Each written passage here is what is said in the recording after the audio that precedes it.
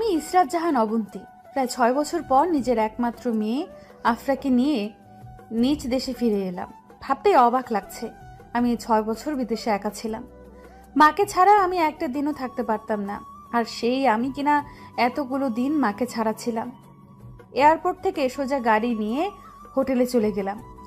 হোটেলে আগেই room book করে রেখেছিলাম। মেয়েকে নিয়ে চলে এলাম হোটেলে। আমার মেয়ে আফরা প্রচুর খুশি মাম্মামের দেশে এসে।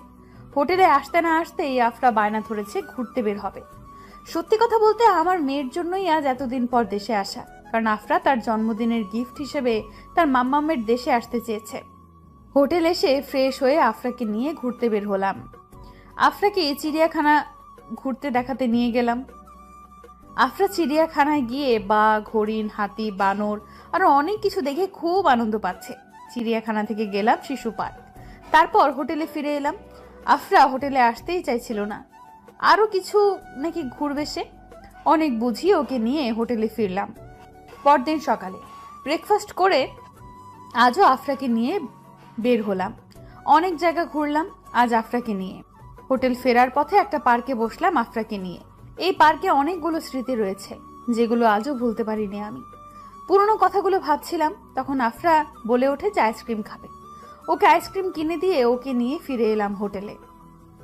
3 দিন আফরাকে নিয়ে ঘুরোঘুরি শেষ করে আফরাকে নিয়ে রওনা হলাম কক্সবাজার। ভাবলাম দেশে যখন এসেছি তাহলে মেয়েকে সমুদ্রটাও দেখিয়ে নিয়ে যাই। কক্সবাজার পৌঁছাতে না পৌঁছাতেই রাত হয়ে গেল। পৌঁছেই সমুদ্রের কাছে একটা হোটেলে উঠলাম। এত জার্নি করার পরেও আমার মেয়েটার একটুও বিরক্ত হচ্ছে না। মেয়েটা আমার প্রচুর ঘুরতে ভালোবাসে। পরের দিন ঘুম থেকে উঠেই দেখি 12টা 45 বাজে। অনেক রাত করে ঘুমিয়েছি, তাই বুঝতেই পারিনি কখন সকাল হয়ে দুপুর হয়ে গেল।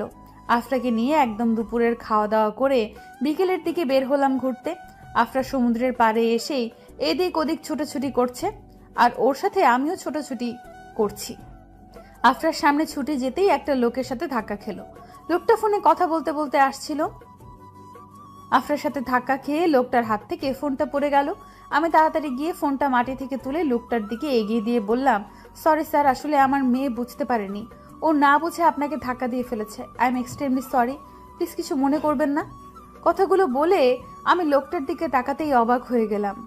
আমি ঠিক দেখছি কিনা ভুল বুঝতে পারছি না। এতগুলো বছর পর এই মানুষটার সাথে আবার এইভাবে দেখা হবে কখনো ভাবিনি। এই সেই লোকটা যার জন্য আমি আমার দেশ ছেড়ে পরিবার ছেড়ে বিদেশে চলে গিয়েছিলাম। লোকটার নাম সোহান। আমায় দেখে এতক্ষণ চুপ থাকলেও এবার কথা বলল সোহান। অবন্তী, তুমি তুমি এখানে কেমন আছো? তুমি কতগুলো বছর পর তোমাকে দেখলাম। আর কক্সবাজার কবে আসলে তুমি? পিচ্চি মেয়েটা তোমার অবন্তী। সরি স্যার, আমি আপনাকে চিনতে পারছি না, আর আমি অপরিচিত কারোর সাথে কথা বলতে পছন্দ করি না। আমার ভালোও লাগে না কথা বলতে। আমার মেয়ে আপনাকে না বুঝে ধাক্কা দিয়ে ফেলেছে, সেজন্য সরি বলেই আমি আফরাকে নিয়ে অন্যদিকে নিয়ে চলে আসি সমুদ্রের পাড় থেকে। সোহান পেছন থেকে ডাকছিল, কিন্তু আমি ওর দিকে না তাকিয়েই চলে আসি। আমি কোনো কথা বলতে চাই না এই বেঈমান লোকটার সাথে। সন্ধ্যায় হোটেল রুমে চলে এলাম। এসে আফরাকে খাইয়ে দিয়ে ঘুম পাড়িয়ে দিলাম। আফরাকে ঘুম পাড়িয়ে ব্যালকনিতে গিয়ে চেয়ারটাতে বসলাম। আজ অনেক পুরনো স্মৃতি মনে পড়ে যাচ্ছে, যে স্মৃতিগুলো আমি এতদিন ধরে আমার মেয়েকে দেখে ভুলে থাকার চেষ্টা করে গেছি। সেই স্মৃতিগুলোই আজ আবার সামনে এসে দাঁড়াচ্ছে। চলুন আপনাদের 9 বছর আগের সময়গুলোতে নিয়ে যাই। আজ থেকে প্রায় 9 বছর আগে আমার সোহানের সাথে দেখা হয়। সোহান আর আমি একই ইউনিভার্সিটিতে পড়তাম। কলেজের প্রথম দিনে ক্লাসে ঢোকার সময় আমার ধাক্কা লাগে সোহানের সাথে, আর তখন থেকেই আমাদের পরিচয়। একটু একটু করে কথা বলতে বলতে আমাদের মধ্যে বন্ধুত্ব গড়ে ওঠে। সোহান মধ্যবিত্ত পরিবারের ছেলে ছিল। সোহানের বাবা ছিল না, মা আর বোনকে নিয়ে ছিল সোহানের ছোট্ট পরিবার। সোহানের বোন সোহানের থেকে 1 বছরের ছোট। বাবা না থাকার কারণে সোহানই সংসার চালাতো। সোহান পড়াশোনার পাশাপাশি একটা কোম্পানিতে চাকরিও করত। বন্ধুত্ব থেকে কখন যে আমি সোহানকে ভালোবেসে ফেলেছি আমি বুঝতেই পারিনি।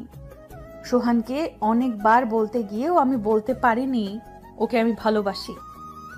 আমি যে ওকে ভালোবাসি এটা সোহান জানতো।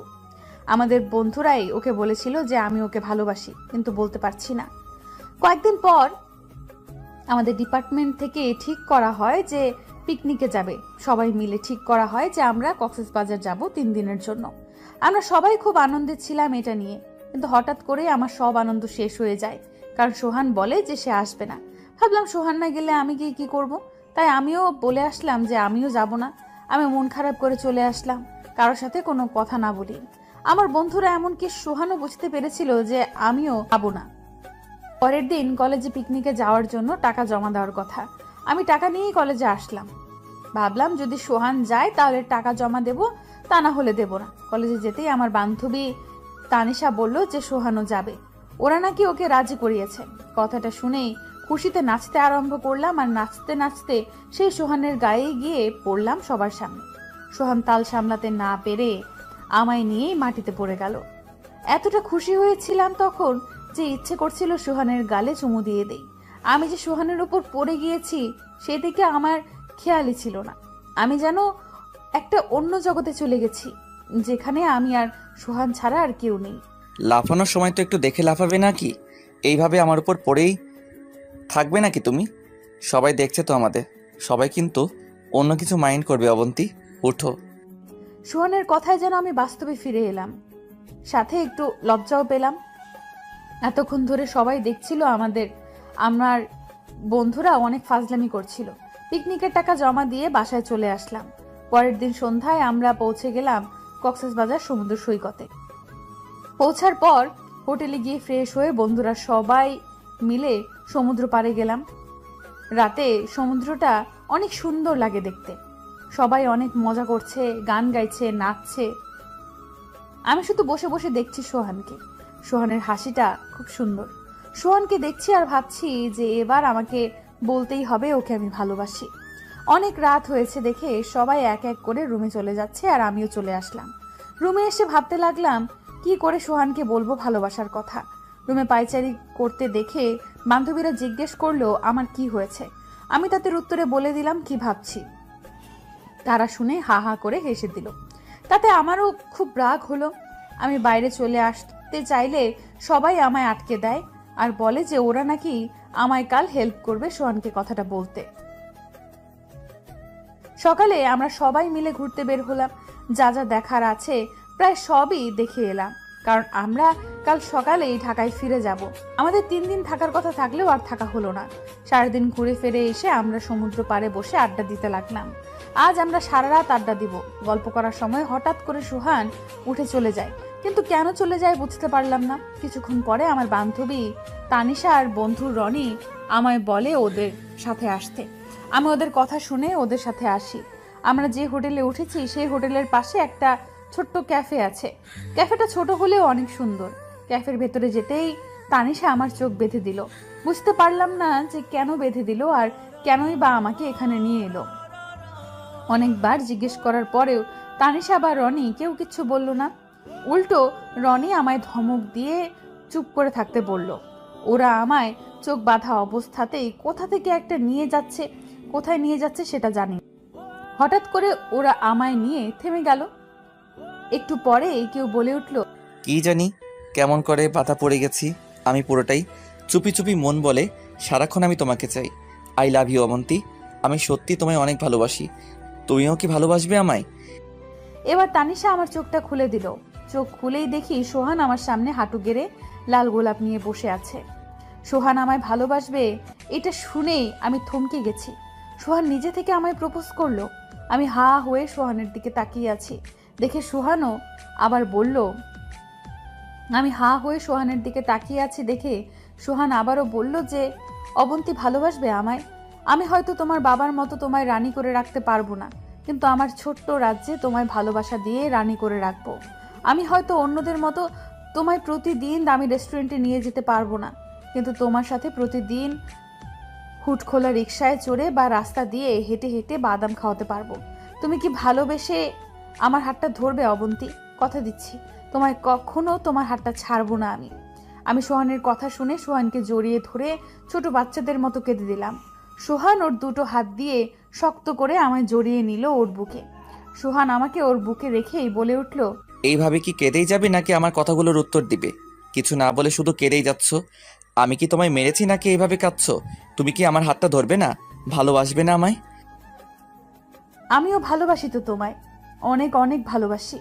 আমি আমার জীবনের থেকেও বেশি ভালোবাসি তোমায়। ভালোবাসো তাহলে এতদিন বললেন না কেন ভালোবাসো? শুধু তুমি একা একা ভালোবেসে গেলেই হবে নাকি? যাকে ভালোবাসো তাকে বলতে হবে। কেন বলতে হবে সব? তুমি কি বোঝো না যে আমি তোমাকে ভালোবাসি? আর মেয়েরা কখনো আগে ভালোবাসার কথা বলে না, ভালোবাসার কথা ছেলেরাই বলতে হয়। আগে তো আমিই বললাম, কিন্তু তুমি এখনো বললেন না কিছু, আমায় ভালোবাসো কিনা। আমি তোমায় আই লাভ ইউ বললাম, তার উত্তরে তুমি আমায় কিছুই বললে না। কিছু না বলে কাঁদতে শুরু করে দিলে। I love you too, my dear sweetheart. আমি তো তোমায় অনেক দিন আগে থেকেই ভালোবাসি, অনেক বেশি। তোমার জন্য আমি মরতেও পারি। কি বলছো কি এসব? মরার কথা কেন বলছো? তোমায় আমি কখনো মরতে দিবই না। আর তুমি মরে গেলে আমি ভালোবাসবো কাকে? তোমায় আমি অনেক ভালোবাসবো, কখনো তোমায় কষ্ট দিব না। আমি সবসময় চাইবো তোমার আগে যেন আমি মরে যাই। সারা রাত আমি আর সোহান গল্প করতে করতেই কাটিয়ে দিলাম। সকালে নাস্তা করে ঢাকার উদ্দেশ্যে রওনা দিলাম। ভালোভাবে সবাই বাসায় চলে এলাম। তারপর থেকে সব সময় আমি আর সোহান একসাথে থাকতাম। সোহান আমাকে ওর বাসায়ও নিয়ে গিয়েছিল ওর মার সাথে পরিচয় করাতে। প্রথম দিনের আলাপেই সোহানের মা আর বোন আমায় আপন করে নিয়েছে। ওরা সবাই খুব ভালো। তারপর থেকে আমি প্রায় সোহানের বাসায় চলে যেতাম সোহানের মা আর বোনের সাথে দেখা করতে। গিয়ে সবার সাথে গল্প করতাম, মজা করতাম অনেক। সোহানও থাকতো, আবার মাঝে মাঝে থাকতো না। আস্তে আস্তে আমার আর সোহানের সম্পর্কটা আরো গভীর হতে থাকে। হঠাৎ করে একদিন কলেজ মাঠে বসে থাকার সময় সোহান আমায় বলে যে, অবন্তী, আমার মাঝে মাঝে প্রচণ্ড ভয় করে জানো।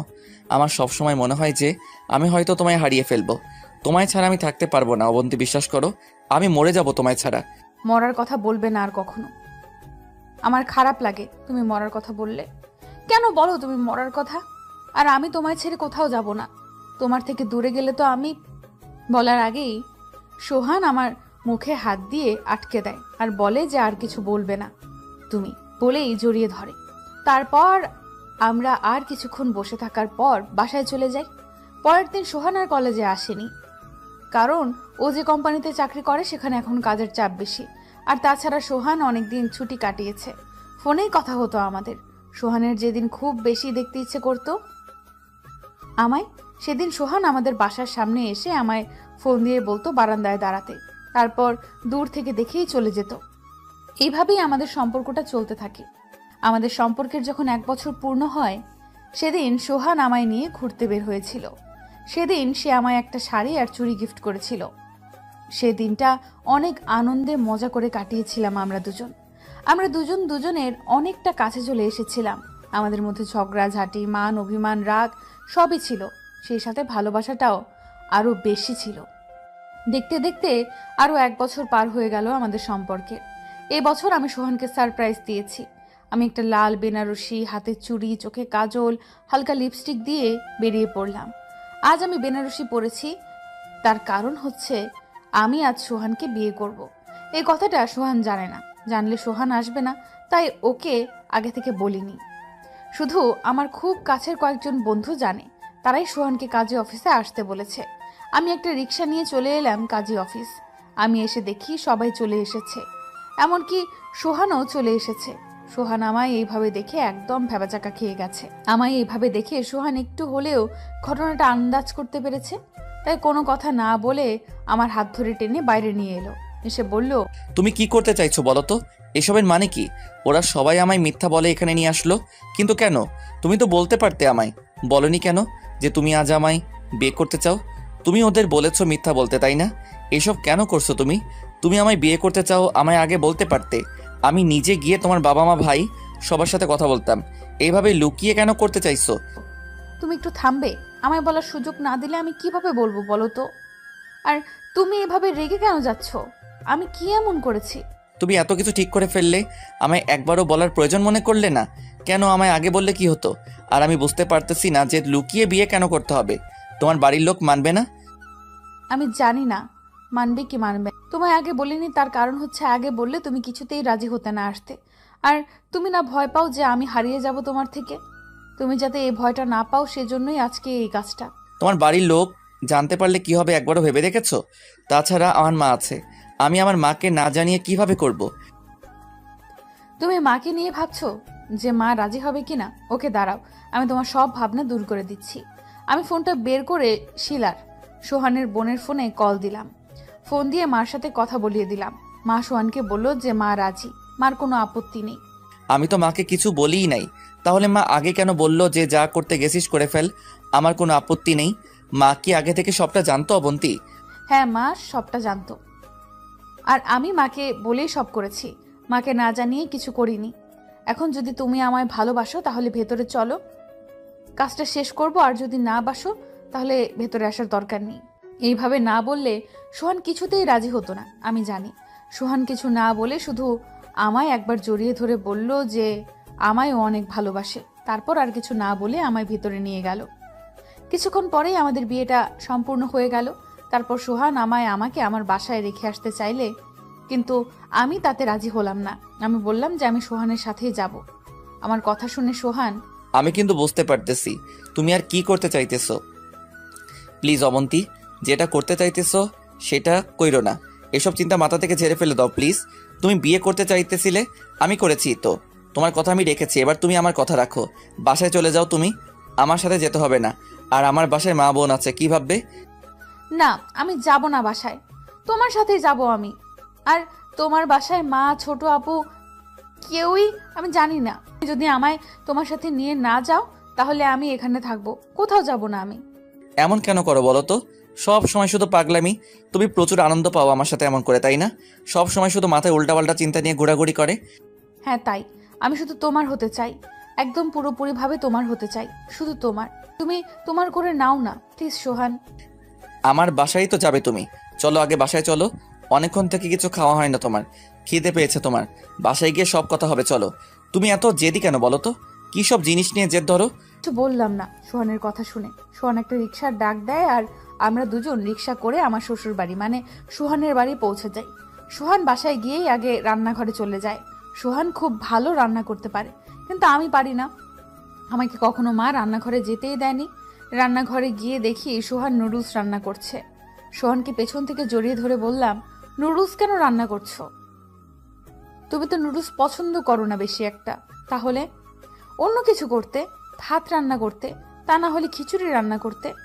নুডলস খেতে তুমি অনেক পছন্দ করো, তাই রান্না করছি। আমি না খেলে কি হবে, তুমি খাবে। আর তোমার পছন্দের খিচুড়িও রান্না করব। আগে নুডলসটা খাও, তারপর আস্তে ধীরে সব রান্না করব। আমি যখন বিয়ের পর তোমার কাছে চলে আসব সারা জীবনের জন্য, তখনও কি তুমি এইভাবে রান্না করবে? আমি তো কিছুই রান্না করতে পারি না, আমাকে কেউ রান্না শেখাতেই দেয়নি। বিয়ের পরই তো রান্না করে খাওয়াচ্ছি। তুমি তো আমার বাসায় চলে এসছো, রান্না কেন শিখবে তুমি? তুমি কিভাবে অন্যজনকে চাপে ফেলা যায়, জেদ ধরা যায়, সেগুলো শিখবে। কি বললে তুমি? আমি তোমায় চাপে ফেলি? তুমি কি বলতে চাইছো? আমি তোমায় বিয়ে করে চাপে ফেলে দিছি, জোর করিয়েছি আমি তোমায়? রাগ করছো কেন? আমি তো তোমায় রাগানোর জন্য বললাম। আর সত্যি কথা কি জানো, আমি কখনো ভাবিনি যে তুমি এইভাবে আমায় বিয়ে করে নেবে। রনিরা যখন আমায় বলল কাজী অফিসে আসতে হবে, তখন আমি ভাবিনি তুমি এইসব কিছু করতে পারো। আমি তোমায় সারপ্রাইজ দেব বলে তোমায় কিছু বলিনি। আর তুমি কি ভুলে গেছো যে আজ আমাদের সম্পর্কের 2 বছর হলো? সেজন্যই তো আমি তোমায় সারপ্রাইজটা দিলাম। ও নো, সত্যি আমি ভুলে গিয়েছিলাম কথাটা। আমার মাথা থেকে বেরিয়ে গেছিল এইটা। মনে না থাকারই তো কথা।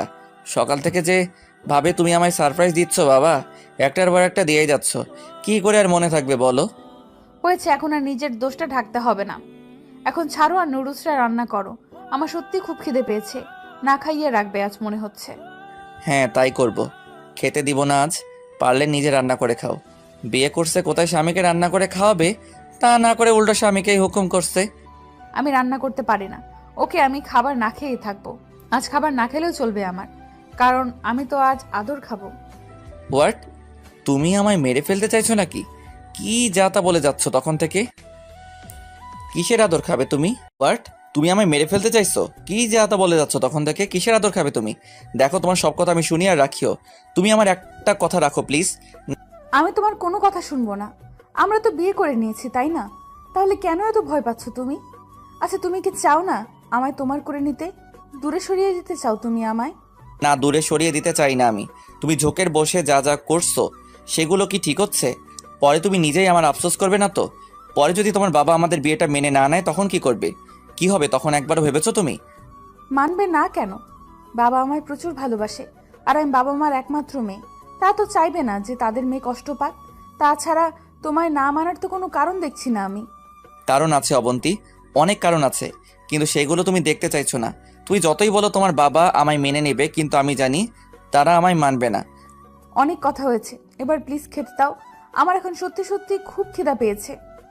সেই সকালে বাসা থেকে খেয়ে বের হয়েছি, আর এখন দুপুর হয়ে বিকাল হয়ে প্রায় সন্ধ্যা হয়ে গেল। সোহান মুচকি একটা হাসি দিয়ে বলল যে রুমে গিয়ে বসো, আমি নিয়ে আসছি। আমি ওই লক্ষ্মী মেয়ের মতো ওর রুমে চলে আসলাম।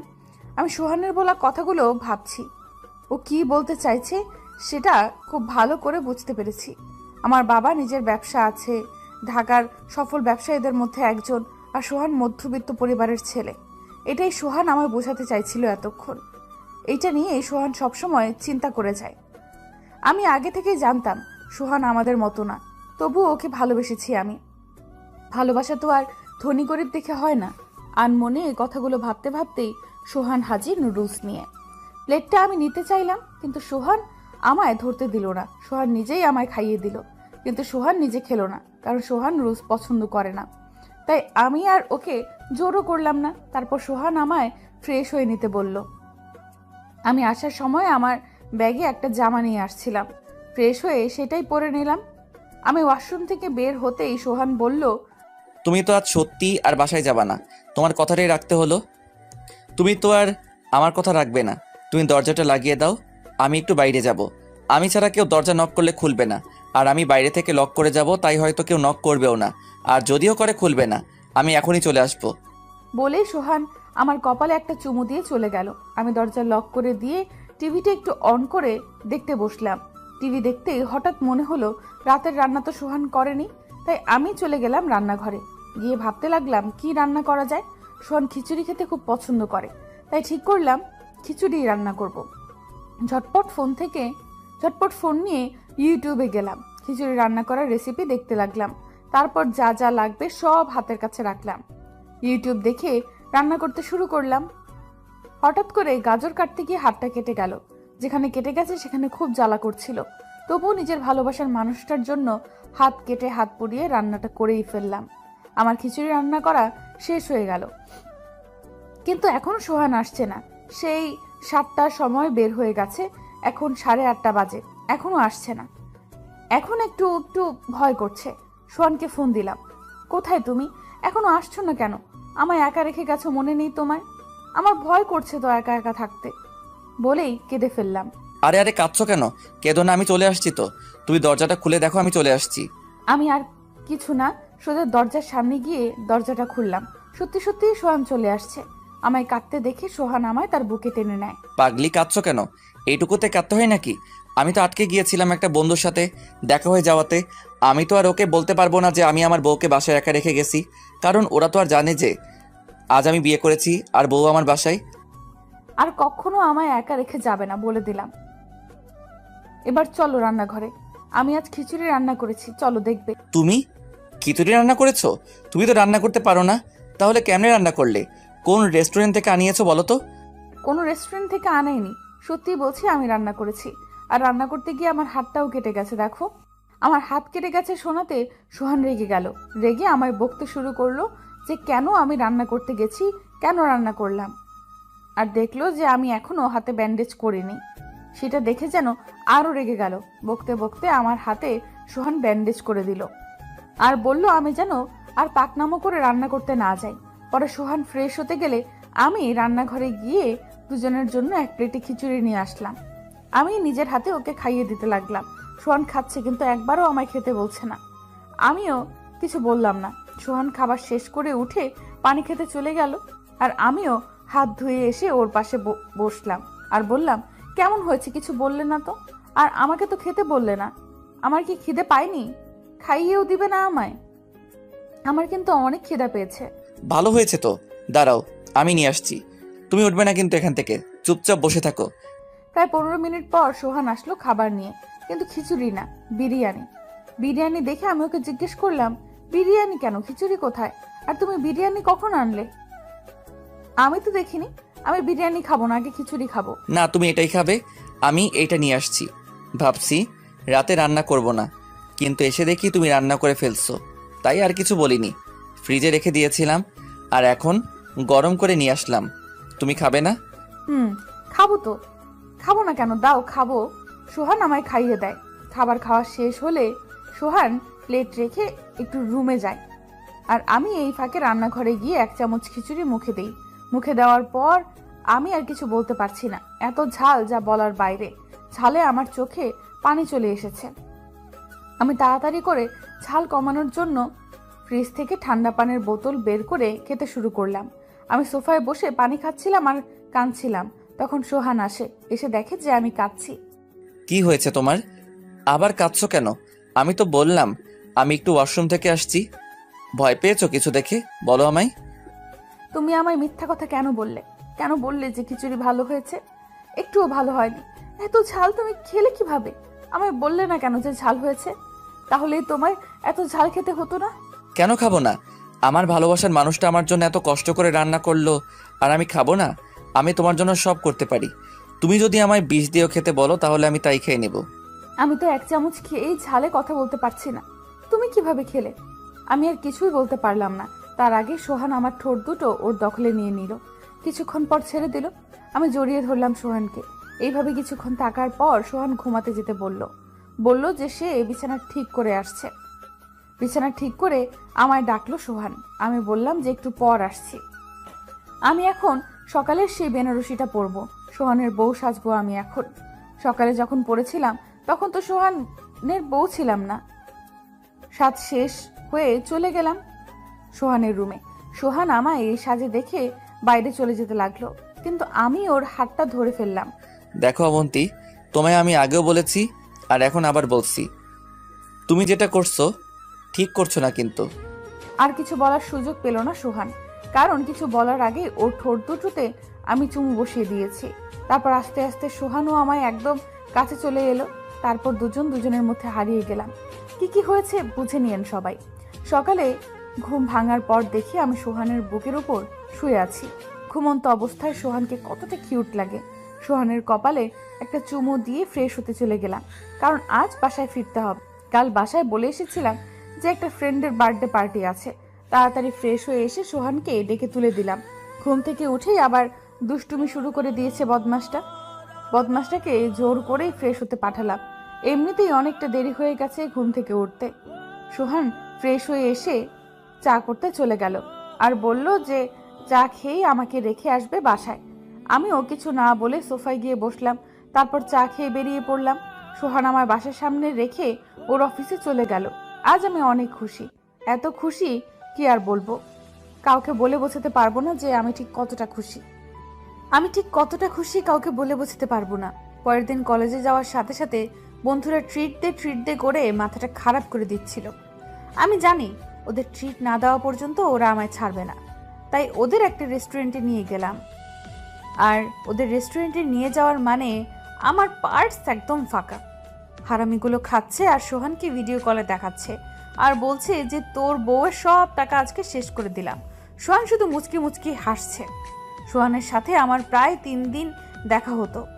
মাঝে মাঝে আমরা ঘুরতেও যেতাম। এইভাবেই ভালোই কাটছিল আমাদের দিনগুলো। আমাদের ফাইনাল পরীক্ষা শেষ হলো আজ। আমি বাসায় গিয়ে দেখি বাসায় অনেক লোক। বাবার এক বন্ধু আসছে, তার সাথে তার স্ত্রী আর ছেলে মেয়ে। আমি 2-1 বার দেখেছিলাম বাবার বন্ধুকে, তাই চিনতে পারলাম। আমি একটু কথা বলে ভেতরে চলে গেলাম। আমি ফ্রেশ হয়ে ড্রেস পাল্টে ছাদে যাব, সে সময় আমার ভাইয়া এসে বাইরের রুমে আসতে বলে।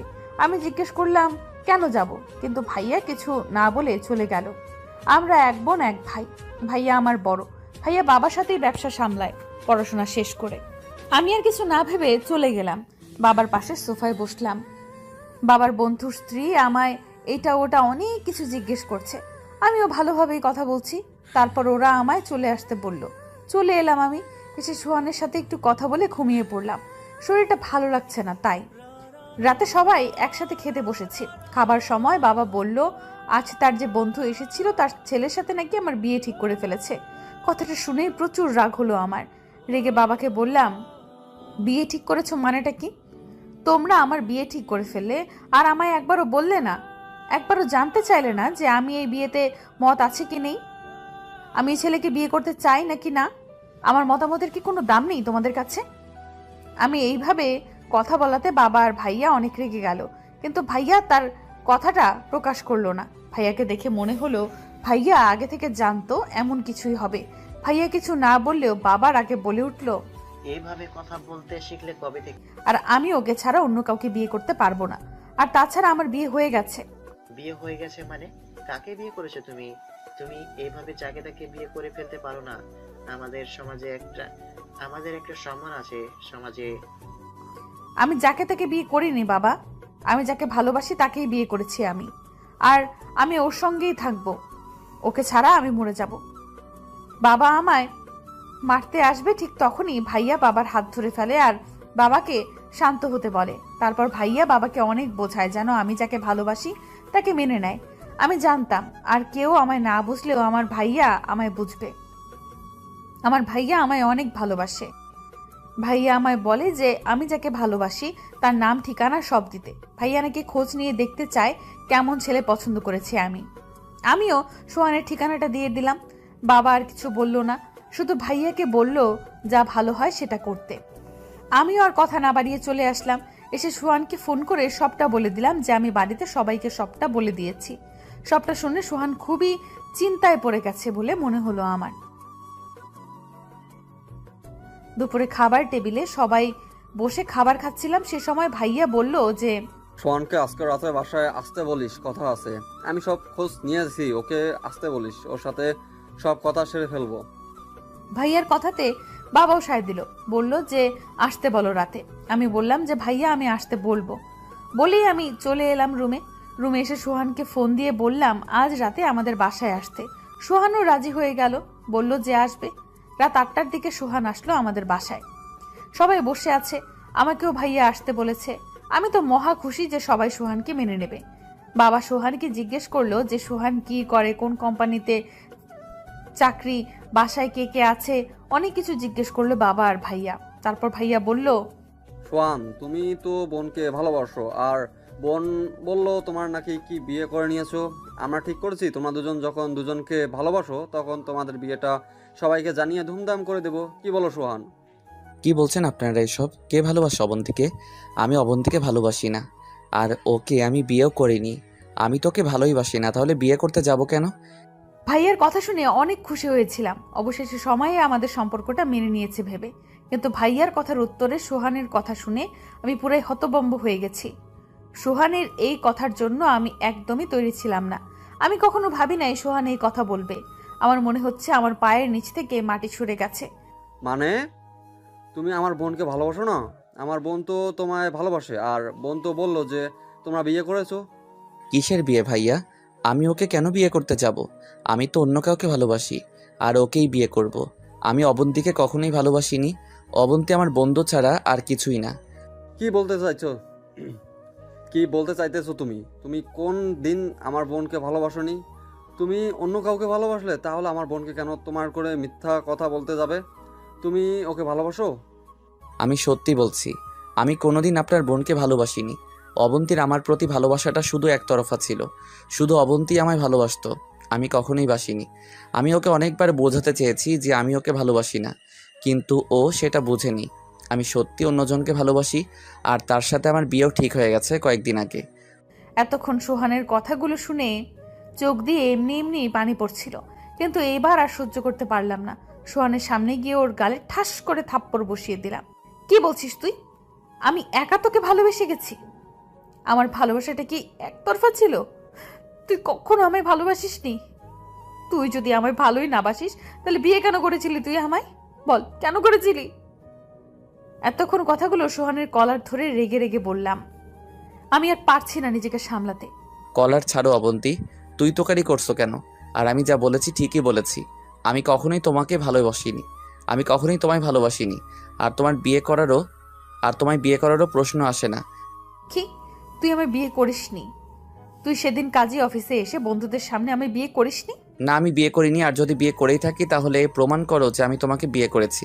পারবে সবার সামনে প্রমাণ করতে যে আমি তোমার বিয়ে করেছি? বিয়ে করলে তো কিছু কাগজ থাকবে, কাবিননামা থাকবে, দেখাও দেখি। আমি বুঝতে পারছি না কি বলবো। কোনো কাগজই আমার কাছে নেই, সব কাগজ তো সোহানের কাছে। সোহান অনেকবার বলেছিল আমায় কাগজগুলো রাখতে, কিন্তু আমি রাখিনি। আমার ভাবনার মাঝেই সোহান আবার বলল, কি হলো মিস অবন্তী? প্রমাণ করো যে আমি তোমায় বিয়ে করেছি। তুমি আজ যদি কোনো প্রমাণ দিতে পারো যে আমি তোমায় বিয়ে করেছি, তাহলে আমি স্বীকার করে নেব যে আমি মিথ্যা কথা বলেছি, আর তোমার পা ধরে ক্ষমাও চেয়ে নিব। আমি সোহানের কথার কোনো উত্তর দিতে পারছি না। কি বলবো আমি? যাকে আমি আমার নিজের থেকেও বেশি ভালোবাসতাম, সেই কিনা আমায় এইভাবে ঠকিয়ে দিল, এক নিমেষেই সব সম্পর্ক অস্বীকার করে দিল। আমি কিছু বলছি না দেখে আমার ভাইয়া ধমক দিয়ে বলে উঠল, কিরে অবন্তী, কোনো কথা বলছিস না কেন? বিয়ের কোনো একটা কাগজ তো আছে তোর কাছে, নিয়ে আয়, দেখা সবাইকে। অবন্তী, কিছু বলছি তোকে। আমার কাছে কোনো কাগজ নেই ভাইয়া, আমি কিভাবে দেখাবো তোমাদের কাগজ? কাগজ তো না থাকারই কথা, কারণ ওকে আমি কোনোদিন বিয়েই করিনি। আপনার বোনের মেন্টাল প্রবলেম আছে, সেই জন্যই যে ঘটনাটা কোনোদিন ঘটেইনি সেটা সত্যি ভেবে বসে আছে। ওকে ভালো ডক্টর দেখান। আশা করি আপনাদের আর কিছুই বলার নেই। এবার তাহলে আমি আসি। বলে সোহান চলে গেল। আমার সাথে এতক্ষণ কি হলো আমি কিছুই বুঝতে পারছি না, কোনো কথাও বলতে পারছি না। মনে হচ্ছে যেন আমার শরীর থেকে প্রাণটা বের হয়ে গেছে। এতক্ষণ বাবা কোনো কথা না বললেও এবার বলল, এই ছেলের জন্য তুমি সেদিন তোমার বাবার সাথে খারাপ ব্যবহার করেছিলে। এই ছেলেকে তুমি ভালোবাসো, যে কিনা সবার সামনে তোমায় অস্বীকার করে চলে গেল। আমার ভাবতেও খারাপ লাগছে যে তুমি আমার মেয়ে হয়ে এমন একটা ছেলেকে, ছি। বাবার কথা শুনে আমি ফ্লোরে বসে সোহান বলে চিৎকার করে উঠলাম। তারপর কি হলো বুঝতে পারলাম না। জ্ঞান ফেরার পর দেখলাম আমি আমার রুমে, আর আমার মা আমার মাথার পাশে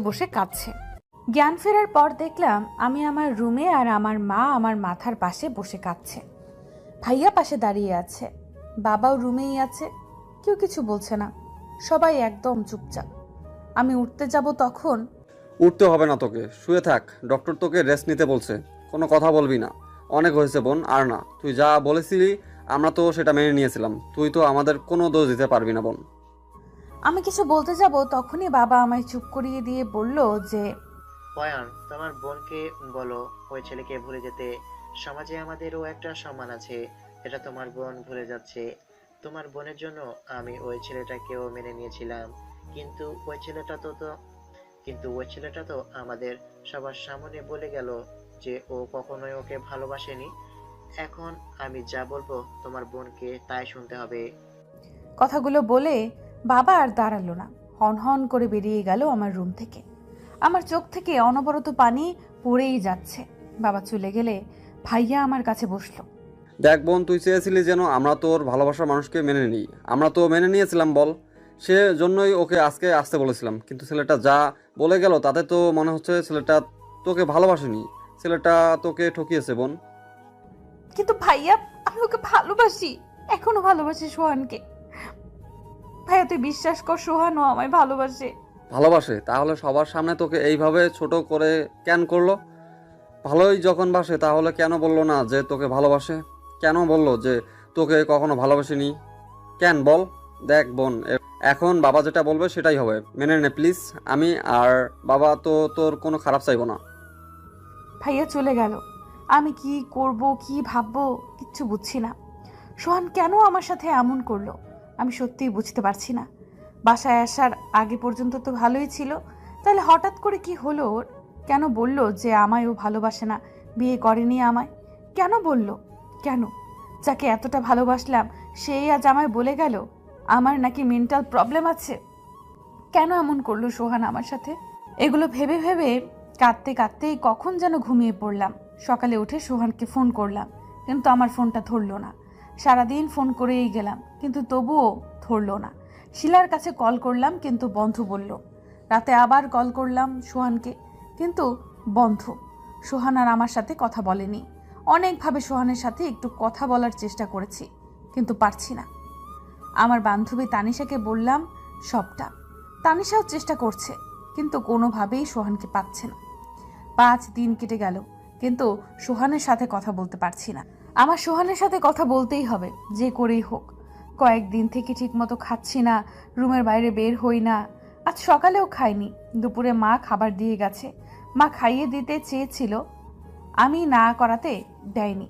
শরীরটা কেমন জানি খারাপ লাগছে কয়েকদিন থেকে। ভাবলাম ঠিকমতো খাবার না খাওয়ার জন্য হয়তো এমন লাগছে, খাবারের প্লেটটা নিয়ে দু একবার মুখে দেওয়ার পর আর খেতে পারলাম না। বমি চলে আসাতে দৌড়ে ওয়াশরুমে চলে গেলাম। 2-3 দিন থেকেই এমন লাগছে।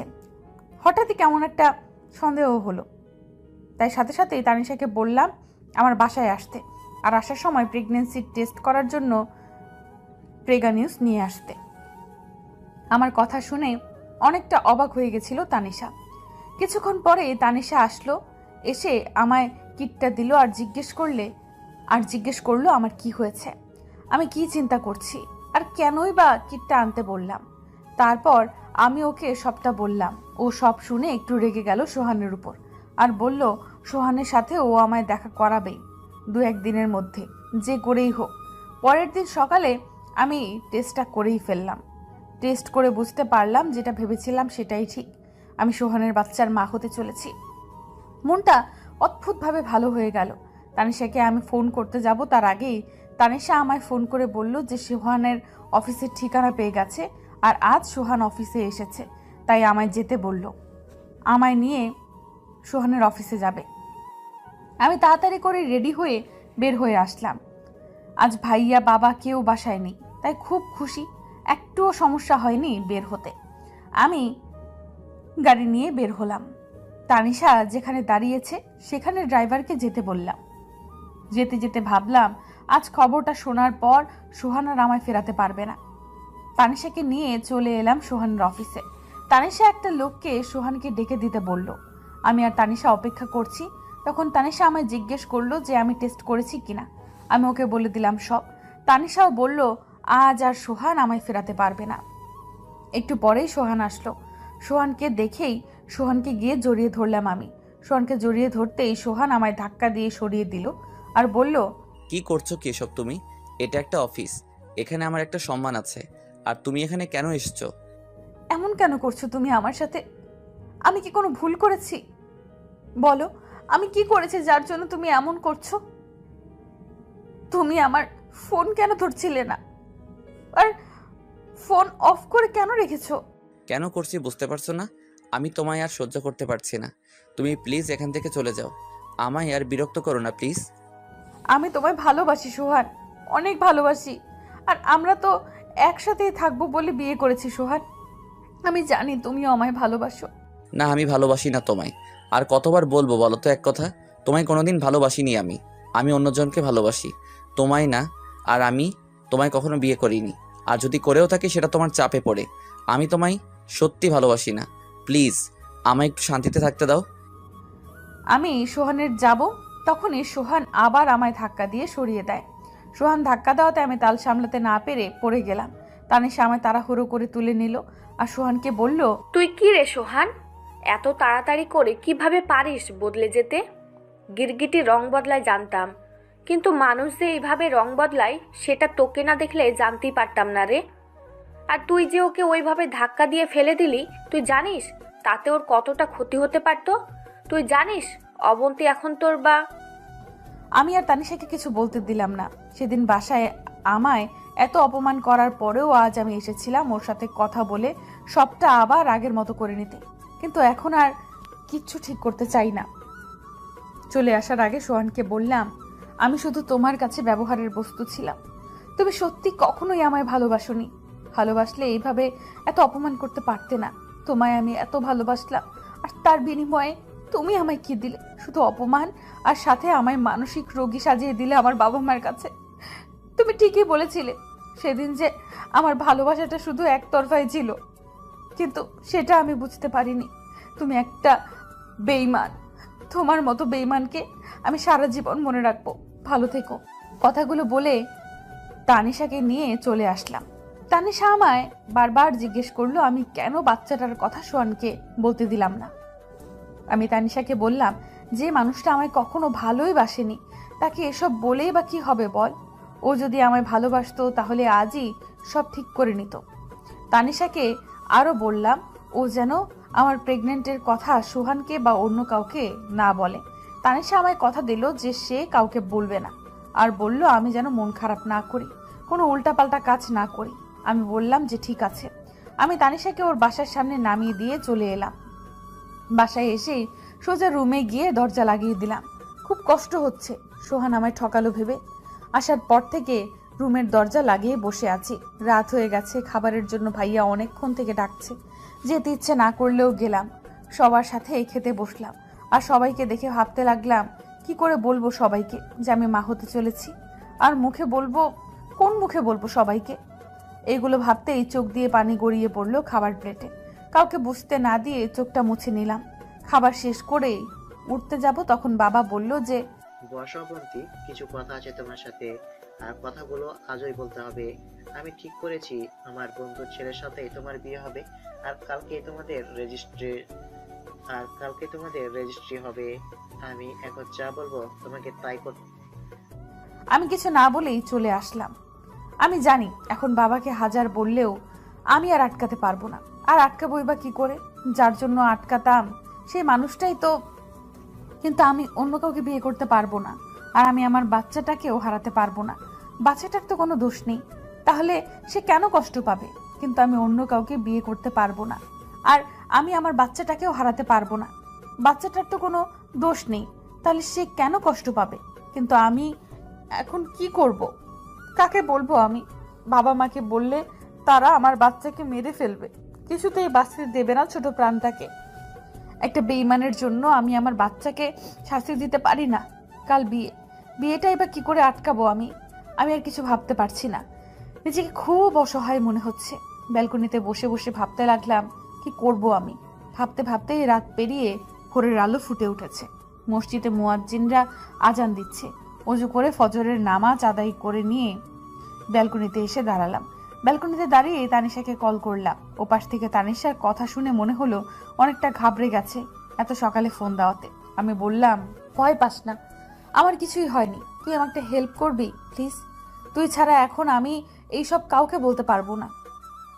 তুইও আমায় এ সময় আমায় হেল্প না করে ছেড়ে যাস না সোহানের মতো।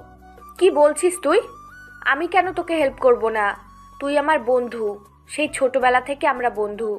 তোর জন্য আমি আমার জীবনটাও দিয়ে দিতে পারবো। বল কি করতে হবে? তোর জন্য সব করতে পারি, বল। বাবা আজই আমার বিয়ে ঠিক করে দিয়েছে।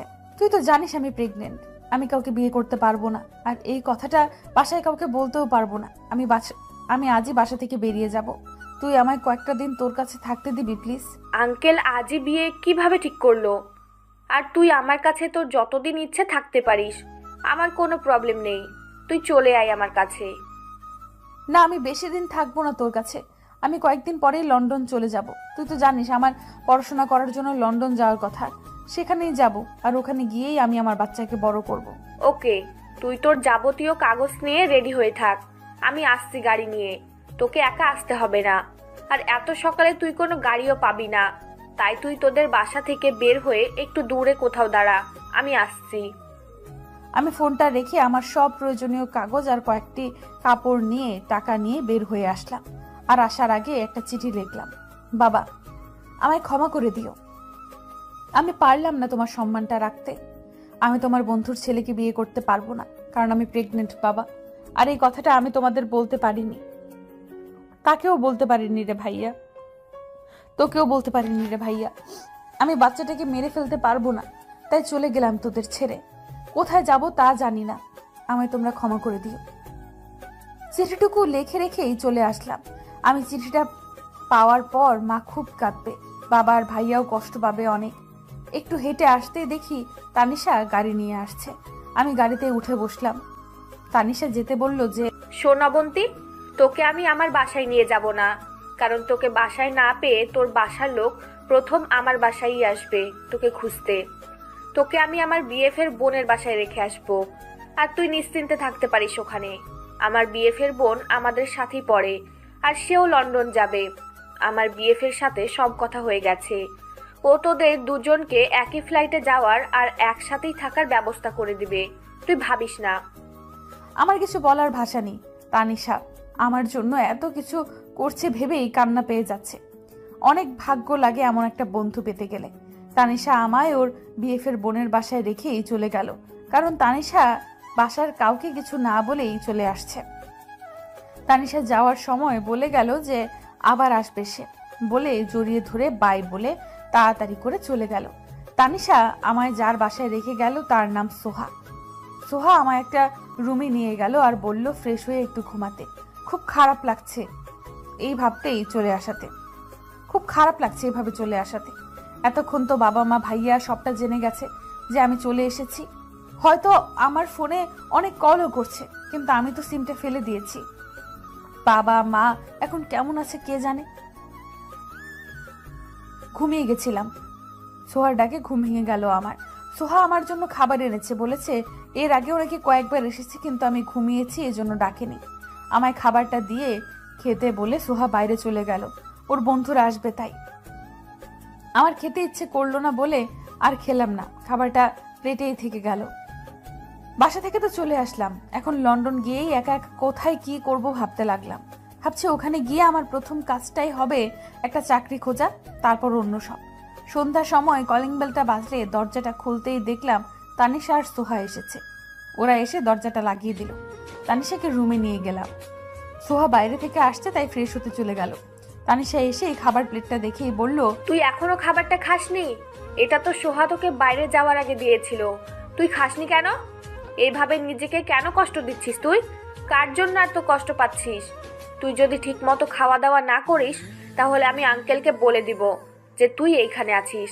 আর ভাইয়া এসেছিল আমাদের বাসায় তোকে খুঁজতে, সবাই তোকে পাগলের মতো খুঁজছে। তানিশা কথা শেষ না হতেই সোহা এসে বলল, অবন্তী শুধু নিজেকে তো কষ্ট দিচ্ছে না, ওর ভেতরে যে আরো একটা ছোট্ট প্রাণ আছে, ওর ভেতরে কেউ একজন একটু একটু করে যে বেড়ে উঠছে সেটাও অবন্তী ভুলেই যাচ্ছে। নিজের সাথে সাথে সে ওই ছোট প্রাণটাকেও কষ্ট দিচ্ছে। সোহার কথা শুনে আমি অবাক হয়ে তাকিয়ে রইলাম ওর দিকে। আমি ভেবেছিলাম সোহা কিছু জানে না, কিন্তু সোহা সবটা জানে। আমি ওকে বলেছি সবটা, ও কাউকে বলবে না, তুই ভাবিস না। আর ওকে তো বলতেই হতো অবন্তী, কারণ লন্ডন যাওয়ার পর আমি না যাওয়া পর্যন্ত সোহাই হবে তোর একমাত্র বন্ধু। আর বন্ধুর কাছে তো লুকোনোটা ঠিক না, তাই না? তুই আমাকে বন্ধু ভাবতে পারিস। দেখ অবন্তী, আমি অতটাও খারাপ বন্ধু হব না তোমার, তুমি বিশ্বাস করতে পারো আমায়। আর আমি তোমার অবস্থাটা বুঝতে পারছি, কিন্তু এখন তোমায় অনেকটা শক্ত হতে হবে। যা হয়েছে সব ভুলে তোমায় সামনের দিকে এগোতে হবে। আর সব সময় মনে রাখবে তুমি এখন আর একা নও, তোমার সন্তানও আছে তোমার সাথে। এইভাবেই তানিশা আর সোহা আমার পাশে থেকে আমায় সাপোর্ট করতে থাকে।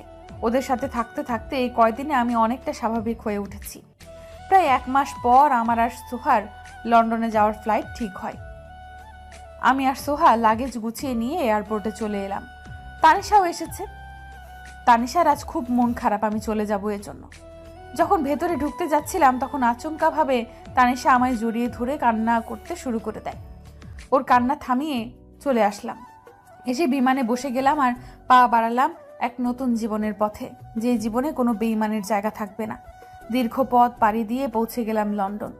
এখানে আসার পরের দিনই একটা বাসা ভাড়া করে নিলাম। তারপর কয়েকদিনের মধ্যে একটা জবও পেয়ে গেলাম আমি আর সোহা। তারপর পড়াশোনা আর জব নিয়ে দিন ভালোই কাটতে লাগলো। 2 মাস পর তানিশাও চলে এলো লন্ডন। এসে ওখানকার অনেক কথা বলল, আরো বলল যে আমার চিন্তায় নাকি বাবা মা দুজনই খুব অসুস্থ হয়ে পড়েছিল। আমি আর সোহা যে কোম্পানিতে জব করি পড়াশোনার পাশাপাশি, সেইখানেই তানিশাকেও একটা জব নিয়ে দিলাম বসকে বলে। 3 জনের সময় খুব ভালো যেতে লাগলো। আস্তে আস্তে কেটে গেল প্রায় 7-8 মাস। এখন অফিসে যেতে কষ্ট হয়, এজন্য বস আমায় ছুটি দিয়েছে। বাচ্চাটা হয়ে গেলে তারপর আবার জয়েন করব অফিসে।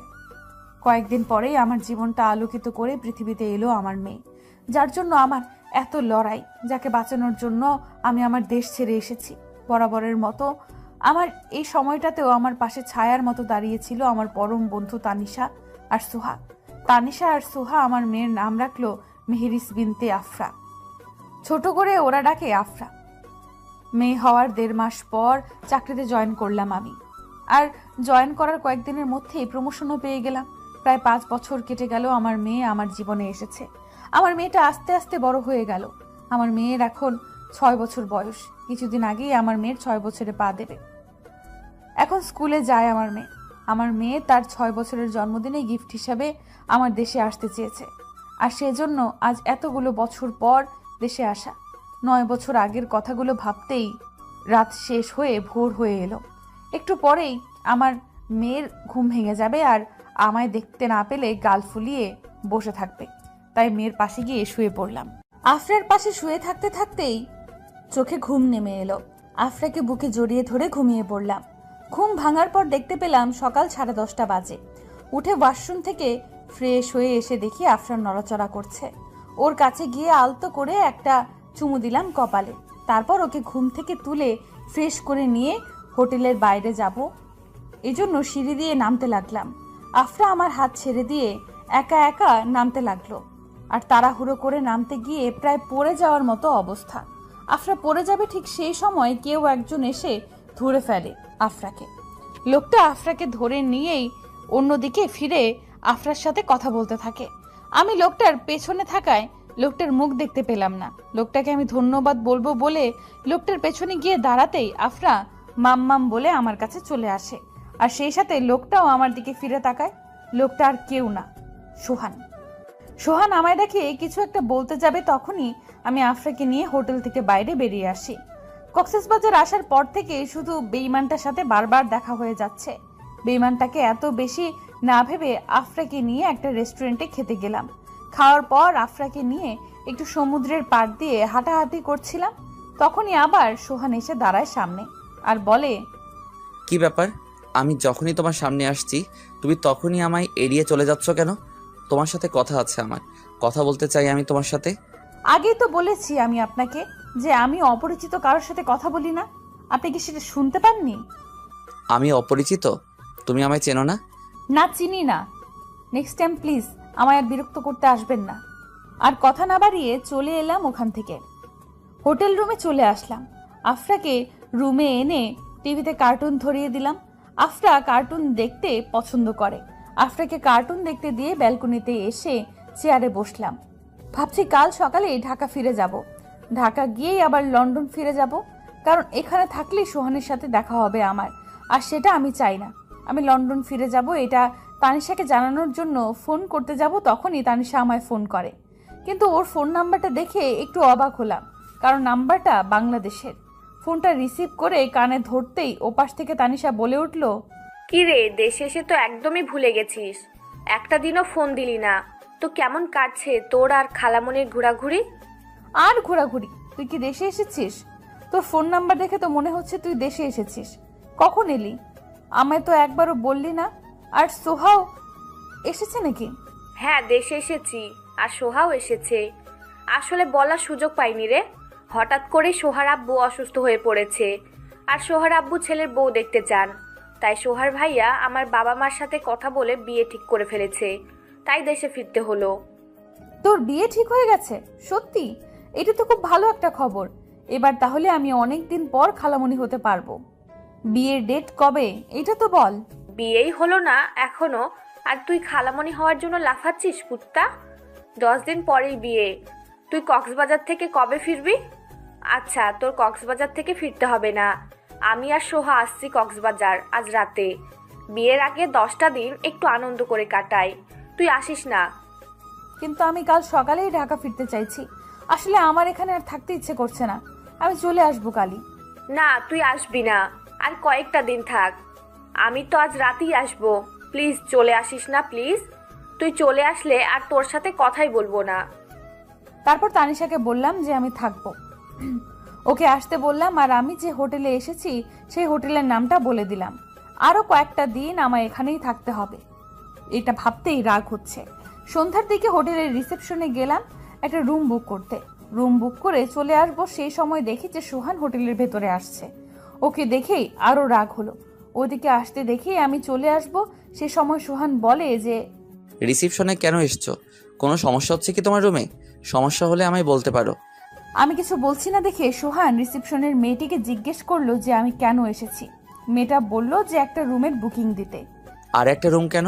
কে আসবে? ও, আমি তো ভুলেই গিয়েছিলাম যে তোমার হাজবেন্ড আছে, সে হয়তো আসবে, তাই না? কিন্তু তার জন্য আলাদা রুম কেন বুঝলাম না। সোহানের কথা শুনে আমার শরীরটা জ্বলে যাচ্ছে। হ্যাঁ, আপনি ঠিক বলেছেন, আমার হাজবেন্ডই আসবে, সাথে তার এক বন্ধুও আসবে। তাই আর আপনি কে আমায় এগুলো জিজ্ঞেস করার? আপনি আপনার সীমানাটা ভুলে যাচ্ছেন হয়তো মিস্টার সোহান।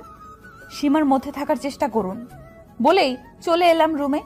আফরাকে একা রেখে গিয়েছিলাম রুমে আসতে আফরা বাইরে গিয়ে আইসক্রিম খাওয়ার জন্য বায়না ধরলো, তাই আবারও আমায় বাইরে আসতে হলো। আফরাকে নিয়েই বাইরে এসে আইসক্রিম কিনে আবার রুমে চলে আসলাম। আর আফরাকে বললাম যে আজ ওর খালামণি আসবে এখানে। শুনেই আফরা মহা খুশি। রাতের খাবার খেয়ে আফরা ঘুমিয়ে পড়লো। রাত প্রায় 1টা বাজে। আমি শুয়ে শুয়ে বই পড়ছিলাম। তখন ফোন দেয় তানিশা, দিয়ে বলে যে ওরা চলে এসেছে। তাই আমি রুমের দরজা লক করে রিসেপশনে চলে আসি। রিসেপশনে এসেই একবার চারপাশে ভালো করে দেখে নিলাম যে সোহান আছে কিনা। সোহানকে কোথাও দেখতে পেলাম না, হয়তো নেই এখন। আমি আসার কয়েক মিনিট পর তানিশা আর সোহা আসে। তানিশা এসেই জড়িয়ে ধরে আমায় আর বলে যে কতদিন তোকে দেখি না অবন্তী, এতদিন তোকে অনেক অনেক মিস করেছি। আমার খালামণি কোথায়? ওকে আদর করি না কতদিন হয়ে গেল। আফরা ঘুমিয়ে পড়েছে। সব পরে হবে, আগে রুমে চল, ফ্রেশ হয়ে কিছু খেয়ে নে বলেই আমি রিসেপশনের মেয়েটার কাছ থেকে রুমের চাবিটা চাইলাম। মেয়েটা চাবি দিতে দিতে বলল যে আচ্ছা ম্যাম, আপনার না হাজব্যান্ড আসার কথা ছিল, আপনি বললেন সেই জন্য তো রুম বুক করলেন। তাহলে এনারা যে? এদেরই আসার কথা ছিল, আমি এদের জন্য রুম বুক করেছি বলেই ওদের নিয়ে চলে এলাম। অন্যদিকে সোহান যে আমার আশেপাশেই ছিল সেটা আমি বুঝতেই পারিনি। তানিশা যে আমার সাথে এই হোটেলেই উঠেছে সেটা সোহান দেখেছে। আমি রিসেপশন থেকে চলে আসতেই সোহান রিসেপশনের মেয়েটার কাছে গিয়ে জিজ্ঞেস করে, কি বলছিলে এত ওনার সাথে? আর ওনার সাথে সেই মেয়ে দুইটা কে? কোন রুমে উঠলো তারা? অবন্তী ম্যামের বন্ধু ওরা দুজন স্যার। ম্যাম যে রুমটা বুক করেছিল তার হাজবেন্ড আর তার বন্ধুর জন্য, সেই রুমটাতে ওনার এই বন্ধু দুটো উঠবে তাই জিজ্ঞেস করেছিলাম। কি জিজ্ঞেস করেছিলে? আর ওনার হাজবেন্ডের জন্য বুক করা রুমে ওদের কেন উঠতে বললো? ওনার হাজবেন্ড কি আসবে না? না স্যার, ওনার হাজবেন্ড আসবে না। আসলে অবন্তী ম্যাম ওনার এই বন্ধু দুইজনের জন্য রুমটা বুক করেছিলেন, ওনার হাজবেন্ডের জন্য না স্যার। ও ওকে। অবন্তী ম্যাম আর ওনার বন্ধু দুজনের একটু বেশি খেয়াল রাখবে, দেখবে ওনাদের যেন কোনো কিছুতেই কোনো সমস্যা না হয়। বলেই সোহান চলে যায় সেখান থেকে। আর এদিকে আমি তানিশাদের ওদের রুমে রেখে নিজের রুমে এসে শুয়ে পড়ি। তানিশা আর সোহার ডাকে ঘুম ভাঙে আমার। ওরা দুজন সকালে উঠেই ফ্রেশ হয়ে আমায় ডাকতে এসেছে, সকাল সকাল ঘুরতে বের হবে এজন্য। আমি ফ্রেশ হতে চলে গেলাম আর তানিশা আফরাকে ঘুম থেকে তুলতে থাকে। আমি এসে দেখি আফরা ওদের দুজনকেই 2 হাত দিয়ে ধরে বসে আছে। আফরাকে দেখেই বোঝা যাচ্ছে সে কতটা খুশি। আফরাকে রেডি করে নিয়ে বের হয়ে পড়লাম সেন্ট মার্টিনের উদ্দেশ্যে। ঘুরে আসতে আসতে অনেকটা রাত হয়ে গেছে আর আমার মেয়েটাও অনেকটা ক্লান্ত। আফরা তো আসার সময় গাড়িতেই ঘুমিয়ে পড়েছে। পরের দিন আমার ঘুম থেকে উঠতে অনেকটাই দেরি হয়ে গেল আর আমার মেয়ে আমার আগেই ঘুম থেকে উঠে তানিশাদের খুঁজতে বের হয়ে গেছে রুম থেকে আমায় না বলে। আফরা জানে না তানিশারা কোন রুমে আছে, তাই সে খুঁজতে খুঁজতে রিসেপশনের সামনে চলে এসেছে। আর সোহানও রিসেপশনের দিকে আসছিল, তাই আফরার সাথে ওর দেখা হয়ে গেল। সোহান আফরার কাছে এসে বলল, কি ব্যাপার মামুনি, আজ একা বের হয়েছো? মাম্মাম কোথায়? মাম্মামকে বলে বের হয়েছো নাকি না বলে? আর একা একা কেন বের হয়েছো তুমি? মাম্মাম তো ঘুমাচ্ছে, উঠেনি। আর আমি তো খালামণিকে খুঁজছি কিন্তু পাচ্ছি না কোথাও। তুমি কি জানো আমার খালামণিরা কোথায় আছে? তোমার খালামণিকে খুঁজছো তুমি? নাম কি তোমার খালামণির? বলো, আমি খুঁজে দিচ্ছি তোমায়। আমার একটা খালামণির নাম তানিশা আর একটা খালামণির নাম সোহা। তুমি জানো আমার খালামণিরা আমায় অনেক অনেকটা ভালোবাসে। আমার মাম্মামও আমায় অনেক ভালোবাসে। সবাই তাহলে তোমায় অনেক ভালোবাসে। তুমি তো একটা পুতুলের মতো, তাই তো সবাই এত এত ভালোবাসে তোমায়। মামুনি চলো আমরা ওখানে বসে কথা বলি। আর তোমার খালামণিকে খোঁজার জন্য ভাবি যে কিভাবে খুঁজে পাবো তাদের। খালামণিদের কখন খুঁজে পাবো? আমার তো মন কেমন করছে খালামণির জন্য। তাড়াতাড়ি করে খুঁজে দাও না আঙ্কেল। খুঁজে দেবো তো, আগে তোমার নাম বলো তো। তোমার নামটাই তো এখনো বললে না, তাহলে কি করে খুঁজবো তোমার খালামণিকে? আমার নাম মেহেরিস বিনতে আফরা। তোমার নাম কি? বাহ, অনেক সুন্দর তো তোমার নামটা, ঠিক তোমার মতো। তুমি যেমন কিউট, তোমার নামটাও তেমন কিউট। আমার নাম সোহান। তোমার নাম সোহান? তুমি জানো আমার বাবায়ের নামও সোহান, সোহান আহমেদ।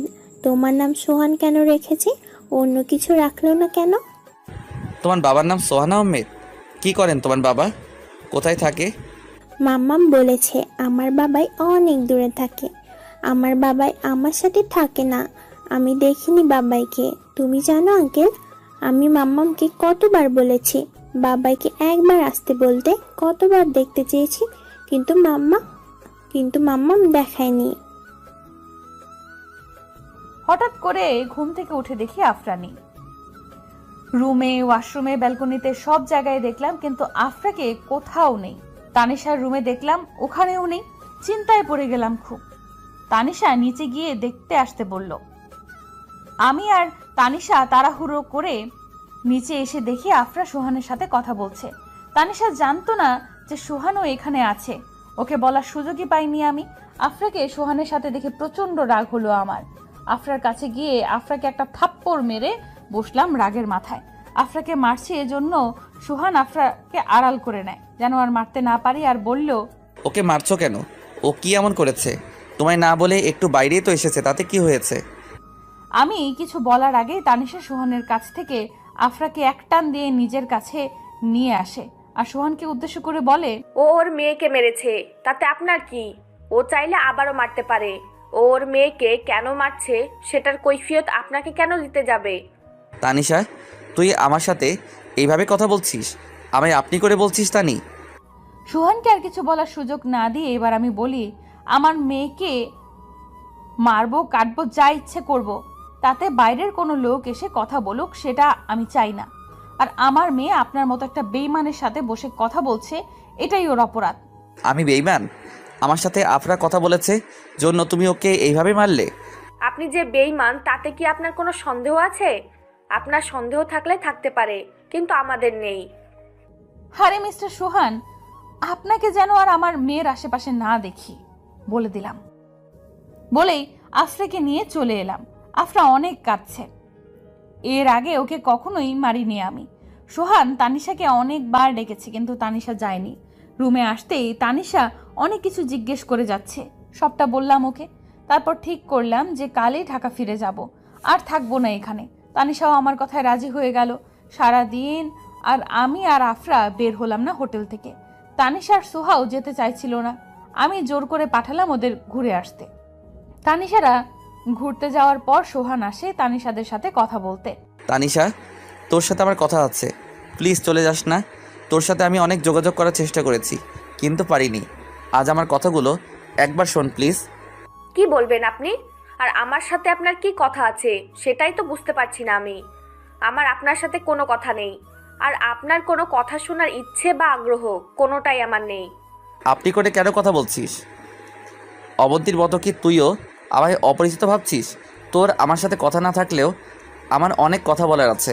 বললাম তো আপনার কোনো কথা আমি শুনতে চাই না। তাছাড়া যে মানুষ মিনিটে মিনিটে গিরগিটির মতো রং বদলায় তাদের সাথে কথা না বলাই ভালো। বলে তানিশা চলে আসতে লাগলে সোহান আটকে দেয় ওদের। অনেক রিকোয়েস্ট করে যেন ওর কথাগুলো একবার শোনে।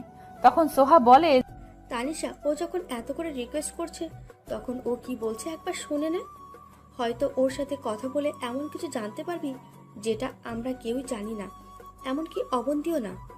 ওকে, কি বলবি বল তাড়াতাড়ি, সময় নেই আমাদের। অবন্তী কেমন আছে তানিশা? ওর সাথে অনেকবার কথা বলতে চেয়েছি, কিন্তু ও বলেনি কথা। অপরিচিত বলে এড়িয়ে গেছে। ওর বাবা ভাই হয়তো ওকে অনেক বড় ঘরে বিয়ে দিয়েছে, তাই না? কেন, তুই কি ভেবেছিলি যে তুই ওকে ঠকানোর পর ও খারাপ থাকবে? নাকি ভেবেছিলি যে ও মরেই যাবে? কোনটা ভেবেছিলি তুই? আর বিয়ে বিয়ে দিয়েছে তো, অনেক বড় ঘরে ওকে বিয়ে দিয়েছে, অনেক সুখেও আছে অবন্তী। না না, আমি কেন ভাববো যে ও মরে যাবে আর ও খারাপ থাকুক? এটাও আমি কখনো চাইতে পারি না। আমি সবসময় চাই যেন অবন্তী ভালো থাকে। তুই যে কতটা চাস অবন্তী ভালো থাকুক সেটা আমি দেখতে পেয়েছি। তুই যদি সত্যি ওর ভালো চাইতি তাহলে 6 বছর আগে ওকে এইভাবে ঠকাতে পারতি না, আর এতদিন পর আবার ওর সামনে এসে আবার ওকে কষ্ট দিতে পারতি না। 6 বছর আগে যা হয়েছিল সেটা অবন্তীর ভালোর জন্যই হয়েছিল, আর আমি এতদিন পর ইচ্ছে করে ওর সামনে আসিনি। ওর সাথে দেখাটা হঠাৎ করেই হয়ে গিয়েছিল। তুই আমায় একটা সত্যি কথা বলবি? আমার খুব জানতে ইচ্ছে করছে কথাটা, বলবি? সত্যি কথাই বলবি প্লিজ। আজ আর কোনো মিথ্যে কথা বলিস না। আমি প্রমিস করছি আমি অবন্তীকে কিচ্ছু বলবো না, কারণ আমি চাই না অবন্তী আবার নতুন করে কোনো কষ্ট পাক। কি কথা? আর ভাবিস না, আজ আমি তোকে সব সত্যি কথাগুলোই বলবো। বল, তুই অবন্তীকে কেন ঠকালি এইভাবে?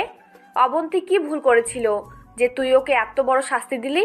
আমি যতদূর জানি সেদিন অবন্তীর কোনো ভুল ছিল না, তারপরও তুই ওকে এত কষ্ট দিলি কেন বল?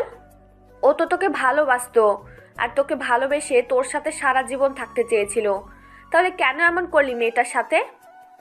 আমি ওকে সেদিন কষ্ট দিতে চাইনি, আমি ঠকাইনি ওকে। আমি কিভাবে ঠকাবো ওকে বল? আমি নিজেও তো ওকে খুব ভালোবাসি, আমি আমার থেকেও বেশি ওকে ভালোবাসি। ঠকাতে চাইনি ওকে আমি। চুপ কর, তোর মুখে আর অবন্তীকে ভালোবাসার কথা মানায় না। তুই যে ওকে কতটা ভালোবাসতি সেটা আমার জানা হয়ে গেছে।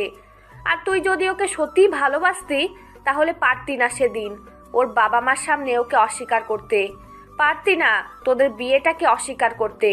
ও শুধু তোকে পাওয়ার জন্য ওর বাড়ির লোকের সাথে কি না করেছে, আর তুই ওকে ওর বাড়ির সবার সামনে মানসিক রোগী সাজিয়ে দিয়ে চলে এলি।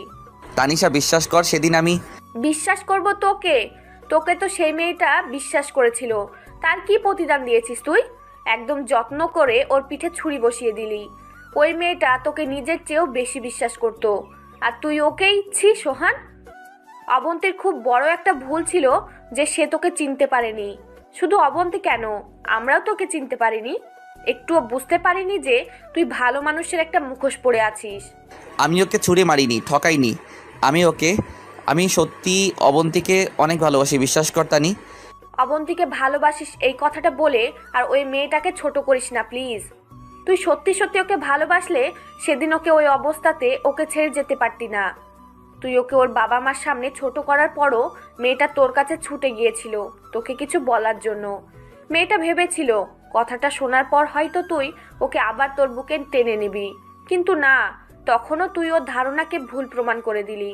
যখন একটা মেয়ের সব থেকে বেশি তার ভালোবাসার ভরসার মানুষের প্রয়োজন হয়, যখন একটা মেয়ের তার হাজবেন্ডকে সবচাইতে বেশি পাশে দরকার হয়, সেই সময়টাতেই তুই ওর পাশ থেকে সরে গেলি। তোর মনে আছে সোহান, অবন্তী যখন তোর অফিসে গিয়েছিল সেদিন ও তোকে জড়িয়ে ধরতে গিয়েছিল। তুই জানিস সেদিন ও তোকে কি বলতে চেয়েছিল? কি বলতে চেয়েছিল? কি হলো তানিশা বল, কি বলার জন্য এসেছিল অবন্তী? সেদিন অবন্তী তোকে এইটা বলার জন্য ছুটে গিয়েছিল যে অবন্তী প্রেগনেন্ট, অবন্তী তোর বাচ্চার মা হতে যাচ্ছে। তোকে এই কথাটা জানাবে বলেই তোর কাছে পাগলের মতো ছুটে গিয়েছিল সেদিন। তোর কাছে গিয়ে যখন ও কথাটা বলতে গিয়েছিল তখন তুই ওকে ধাক্কা মেরে ফেলে দিয়েছিলি সোহান। সেদিন যদি ও আর একটু বেশি ব্যথা পেত তাহলে ওর আর ওর বাচ্চার দুজনেরই ক্ষতি হতে পারত। সেদিন অবন্তীর সব থেকে বেশি তোকে প্রয়োজন ছিল সোহান, কিন্তু তুই থাকিসনি। ঈশার কাছে কথাগুলো শোনার পর সোহান আর নিজেকে সামলাতে পারেনি। ওখানে বসেই চিৎকার করে কেঁদে ওঠে সোহান, আর কেঁদে কেঁদে বলতে থাকে, আমি এত বড় ভুল কিভাবে করতে পারলাম? অবন্তী আমার বাচ্চার মা হতে চলেছিল আর আমি ওকে ছেড়ে চলে আসলাম। এতটা স্বার্থপর কি করে হলাম আমি? ও আমায় এতটা ভালোবাসলো আর আমি ওকে শুধু কষ্টই দিয়ে গেলাম। কি করে পারলাম আমি ওর সাথে এমনটা করতে? এইটুকু বলেই আবার কাঁদতে থাকে সোহান। এখন কেন কাঁদছিস তুই? তুই জানিস তুই যেদিন অবন্তীকে অস্বীকার করে চলে এসেছিলি সেদিন অবন্তীও এইভাবে কেঁদেছিল। তোর জন্য কতটা কষ্ট পেয়েছে কোনো ধারণা আছে তোর? অবন্তীর বাড়ির লোক ওর বিয়ে ঠিক করে দিয়েছিল, কিন্তু অবন্তী শুধু তোকে ভালোবাসে, আর তোর দেওয়া একমাত্র উপহার তোর বাচ্চাকে এই পৃথিবীতে আনার জন্য অবন্তী ওর বিয়ের দিন ওর বাড়ি ছেড়ে বাবা মাকে ছেড়ে চলে এসেছিল শুধুমাত্র তোর জন্য। এতক্ষণ সোহা চুপ করেছিল, কিন্তু এখন আর চুপ না থেকে বলল, অবন্তী যে শুধু বাড়ি ছেড়ে না, বাবা মাকে ছেড়ে চলে এসেছিল তাই না? অবন্তী যে দেশে ছোট থেকে বড় হয়েছে সে দেশ ছেড়েও পাড়ি জমিয়েছিল লন্ডন। আর একটা মেয়ে একা অন্য দেশে গিয়ে চাকরি করা, পড়াশোনা চালানো আর সন্তানকে জন্ম দেওয়া, সেই সন্তানকে একা একা বড় করা একা একটা মেয়ের পক্ষে কতটা কঠিন সেটা কি আপনি বুঝতে পারছেন? অবন্তী যে লন্ডন যাওয়ার পর প্রথম কয়েকটা মাস কতটা কষ্ট করেছে সেটা শুধুমাত্র আমি জানি। আমি দেখেছি এমন কোনো একটা রাত যায়নি যে অবন্তী আপনার জন্য চোখের পানি ফেলেনি। প্রত্যেকটা মেয়ে চায় তার বাচ্চা হওয়ার সময় তার হাজবেন্ড, ভালোবাসার মানুষটা তার পাশে থাকুক, তার হাতটা ধরে রাখুক শক্ত করে। অবন্তী যে দিন তার বাচ্চাটা জন্ম দিয়েছিল অবন্তীও চেয়েছিল তার ভালোবাসার মানুষটাকে পাশে, কিন্তু পায়নি। আফরা হওয়ার পর অবন্তী অন্যরকম একটা শক্তি পেয়েছে, কারণ ও জানে তোর মতো ওর মেয়ে কখনো ওকে ছেড়ে যাবে না, ওর সাথে বেইমানি করবে না। অবন্তী বুঝিয়ে দিয়েছে যে কেউ পাশে না থাকলেও ভালোভাবে বাঁচা যায়। অবন্তী তোকে ছাড়াই ওর মেয়েকে এত বড় করেছে, আর ও তোকে ছাড়াই বাকি জীবনটা মেয়েকে নিয়ে কাটিয়ে দেবে ভালোভাবে। তোর কাছে একটা রিকোয়েস্ট, তুই আর অবন্তীর জীবনে আসার চেষ্টা করিস না। অবন্তী নিজের জীবনটা ওর মতো করে মেয়েকে নিয়ে গুছিয়ে নিয়েছে। ওর জীবনটা আর এলোমেলো করে দিস না, ওকে ওর মতো ভালো থাকতে দে, ভালো থাকিস। বলেই তানিশা আর সোহা চলে এলো হোটেলে, আর ঘুরোঘুরি না করে। ওদের দুজনকে এত তাড়াতাড়ি চলে আসতে দেখে একটু অবাক হলাম। জিজ্ঞেস করলাম, এত তাড়াতাড়ি চলে এলো কেন? আমার কথা শুনে মনে হয় তানিশা তেলে বেগুনে জ্বলে উঠল। রেগে রেগে বলল, কেন, তুই কি ভেবেছিলি যে আমরা ওখানে থাকতে গেছি, নাকি আমরা চলে আসাতে তোর প্রবলেম হচ্ছে? আমরা চলে গেলে তুই হ্যাপি হবি? হলে বল, আমরা ঘুরতে চলে যাচ্ছি। আমি কি এমন বললাম যে তুই এত রেগে গেলি? সরি তানি। আমি আর আমার কথাটা শেষ করতে পারলাম না, তার আগেই রেডি হয়ে নি অবন্তী, আফরাকেও রেডি করে দে তাড়াতাড়ি, আমরা আজই ঢাকা ফিরে যাব। সোহা, তুইও যা, রেডি হয়ে আয়। আজই কিভাবে? কোনো টিকিটই তো কাটা হয়নি, কিভাবে যাব? কাল গেলেই তো হবে। আর তুই তো কাল যেতে চাইলি, তাহলে কি হলো হঠাৎ তোর? আমার কথা শুনে তানিশা আরো রেগে গেল। আমি কি বললাম শুনতে পাসনি তুই? আমরা আজই এখান থেকে চলে যাব। আজই মানে আজই। অনেক ঘুরেছি, আর ঘুরতে হবে না। টিকিট কাটা হয়ে গেছে, রেডি হয়ে নে, আমরা 10 মিনিটের মধ্যে এখান থেকে চলে যাব। আমি তানিশাকে বললাম যে রেডি হচ্ছি, আর কিছু বললাম না, কারণ তানিশা খুব রেগে আছে। এখন বেশি কিছু বললে তানিশা আরো রেগে যাবে। একটু পরে রেডি হয়ে আমরা সবাই রিসেপশনে এসে দাঁড়ালাম, কারণ হোটেলের বিলটা দিতে হবে। রিসেপশনের প্রায় অনেকটা দেরি হয়ে গেল, কারণ আমরা যে কয়দিন এই হোটেলটাতে ছিলাম, এই কয়দিনে বিলটা দেওয়াতে রিসেপশনের মেয়েটা নিতে রাজি হলো না। আমরা অনেক বলার পরেও নিচ্ছে না, কিন্তু কেন নিচ্ছে না সেটা আমরা বুঝতে পারছি না। আমার ভয় হচ্ছে তানিশাকে নিয়ে। তানিশা এমনিতেই রেগে আছে অনেক, তার উপর আবার রিসেপশনের মেয়েটা বিল নিচ্ছে না। তানিশা কি বলবে আল্লাহ জানে। মেয়েটা কিছুতেই নিচ্ছে না, শুধু বলছে যে স্যার নিতে মানা করেছে আপনাদের বিল। তানিশা রেগে গিয়ে মেয়েটাকে তার স্যারকে আসতে বলল, আর মেয়েটা ফোন করে বলল, হ্যালো স্যার, অবন্তী ম্যাম আর ওনার বন্ধুরা আজই হোটেল থেকে চেক আউট করে যাচ্ছে। ওনারা বিল দিতে এসেছে, আমি নিচ্ছি না দেখে রাগারাগি করছে। ওনারা আপনাকে আসতে বলছে। মেয়েটা এটুকু বলেই রেখে দিল, আর আমাদের বলল, ম্যাম প্লিজ রাগ করবেন না, একটু বসুন, স্যার এক্ষুনি আসছে। আসলে ম্যাম আমার সাথে রাগ করে কোনো লাভ নেই, কারণ আমাদের স্যারই না করেছে যেন আপনাদের কাছে কোনো টাকা না নেয়। স্যারের কথা অমান্য করব কিভাবে বলুন? প্লিজ বসুন ম্যাম। 10 মিনিটের মধ্যে মেয়েটার স্যার এসে হাজির হলো, আর মেয়েটা আমাদের ওর স্যারকে দেখিয়ে বলল যে ওই তো স্যার চলে এসেছে ম্যাম। মেয়েটার স্যারের দিকে তাকিয়ে আরও একটা শক খেলাম আমরা, কারণ মেয়েটার স্যার আর অন্য কেউ নয়, সোহান। সোহানকে দেখে মনে হচ্ছে কোথাও থেকে দৌড়ে এলো, আর মনে হচ্ছে অনেকক্ষণ ধরে কেঁদেছে। চোখগুলো লাল হয়ে গেছে আর ফুলেও গেছে। সোহান আমাদের দিকে এগিয়ে আসতে দেখে তানিশা সোহানের সামনে গিয়ে, তুই আবার এখানে কি করছিস? তোকে না বলেছি তুই আর অবন্তীর সামনে আসবি না? আবার কেন এসেছিস বল, কেন এসেছিস? ম্যাম কি করছেন? ইনি তো আমাদের স্যার, আপনাদের তো বললাম। তুমি চুপ করো, তুমি কোনো কথা বলবে না, একদম চুপ করে থাকবে। ও তোমাদের স্যার নাকি সেটা আমার জানার দরকার নেই। তানিশা প্লিজ আমার কথাটা শোন, মাথাটা একটু ঠান্ডা কর, ঠান্ডা মাথায় আমার কথাগুলো শোন প্লিজ। কি শুনবো তোর কথা? তোর আর কোনো কথা আমি শুনতে চাই না। আর তুই এদের স্যার কেমনে হলি? আর আমাদের বিলটা নিতে কেন মানা করেছিস? আর তুই আমাদের বিল নিতে না করার কে সোহান? কারণ আমি এই হোটেলের মালিক, এই হোটেলটা আমার, আর তোরা আমার খুব কাছের মানুষ, তাই তোদের কাছে বিল দিতে না করেছি। সোহান এই হোটেলের মালিক এটা জানার পর তানিশা আরো রেগে গেল, আর আমায় উদ্দেশ্য করে বলল, অবন্তী তুই কি জানতি না এটা সোহানের হোটেল? তুই সোহানের হোটেলেই কেন উঠেছিস? তুই কি আর হোটেল পাসনি? এইটা ছাড়া এখানে কি আর একটা হোটেল ছিল না? তুই অবন্তীর সাথে কেন রাগ দেখাচ্ছিস তানিশা? তুই খুব ভালো করে জানিস যে অবন্তী যদি জানতো এটা সোহানের হোটেল, তাহলে ও এখানে ভুল করে উঠতো না। এইটা তোর হোটেল হলে সামনে নাম লেখা নেই কেন তোর? শুধু এসে কেন লেখা? আমি ইচ্ছে করেই আমার নাম পুরোটা দেইনি, এসে দিয়েছি, কারণ এসতে সোহান আর এতে অবন্তী। চুপ কর তুই। তুই তোর ওই মুখে অবন্তীর নাম নিবি না। এতে অবন্তী মানেটা কি? এসব বলে তুই কি বোঝাতে চাইছিস? তুই তোর হোটেলের নাম কেন অবন্তীর নামে দিবি? আমি কিছু বোঝাতে চাইছি না, যেটা সত্যি সেটাই বলতে চাইছি। আমি শুধু আমার এই হোটেলের নাম অবন্তীর নামে দেইনি। এখানে আমার আরও 2টা হোটেল আছে, সেগুলো অবন্তীর নামে, কারণ আমি ভালোবাসি অবন্তীকে, খুব বেশি ভালোবাসি। এতক্ষণ শুধু সবার কথা শুনছিলাম, কিন্তু বলতে পারছিলাম না। কিন্তু এখন আর চুপ করে থাকতে পারলাম না। ঠাস, সোহানের গালে থাপ্পড় বসিয়ে দিলাম। আপনি আপনার নাটক প্লিজ বন্ধ করুন। আমি আপনার মুখে আমার নামটা শুনতে চাই না। আপনার মুখে আমার নামটা শুনলে আমার নিজেকে ছোট মনে হয়। অবন্তী প্লিজ। বলেছি না, আমার নামটা আপনি নেবেন না। আপনাকে আমি খুব ভালো করে চিনি। আপনি একটা বেঈমান, আর বেঈমানের মুখে আমার নামটা শোভা পায় না। আপনি ভালোবাসার কথা বলে একটা মেয়েকে শেষ করে দিয়েছেন। আমি বেইমান না, আমি ইচ্ছে করে সেদিন কিছু করিনি অবন্তী, বাধ্য হয়েছিলাম সেদিন তোমার সাথে ওই রকম করতে। বিশ্বাস করো, আমি ইচ্ছে করে কিছু করিনি, আমি সেসব করতে চাইনি। বিশ্বাস করো, আমি সত্যি তোমায় অনেক ভালোবাসি। সেদিনও বাসতাম আর এখনও ভালোবাসি। আবার থাপ্পড় মেরে কথা বলে ছেড়েই দিন, কারণ আপনি শুধু ভালোবাসার নামে মেয়েদের সাথে নাটক করতে পারেন। আপনার মতো একটা বেঈমান কখনো কাউকে ভালোবাসতে পারে না। আর আপনি বলছেন বিশ্বাস করার কথা। আপনি আদৌ বিশ্বাস করার যোগ্য তো? রেগে চিৎকার করে কথাগুলো বললাম। এইভাবে চিৎকার চেঁচামেচিতে হোটেলের অনেক লোক এসে জমা হয়ে গেছে। ঠিক বলেছ, আমি বিশ্বাস করার যোগ্য নয়, আমাকে বিশ্বাস করা যায় না। আমি একটা বেঈমান। তুমি বিশ্বাস করো আর না করো, এটা সত্যি যে আমি তোমাকে ভালোবাসি, আর সেদিন আমি সবটা আমার ইচ্ছাতে করিনি। আপনি ভালোবাসেন আমায়? সত্যি সত্যি ভালোবাসেন? কতটা ভালোবাসেন সেটা তো আজ থেকে 6 বছর আগেই দেখিয়ে দিয়েছিলেন।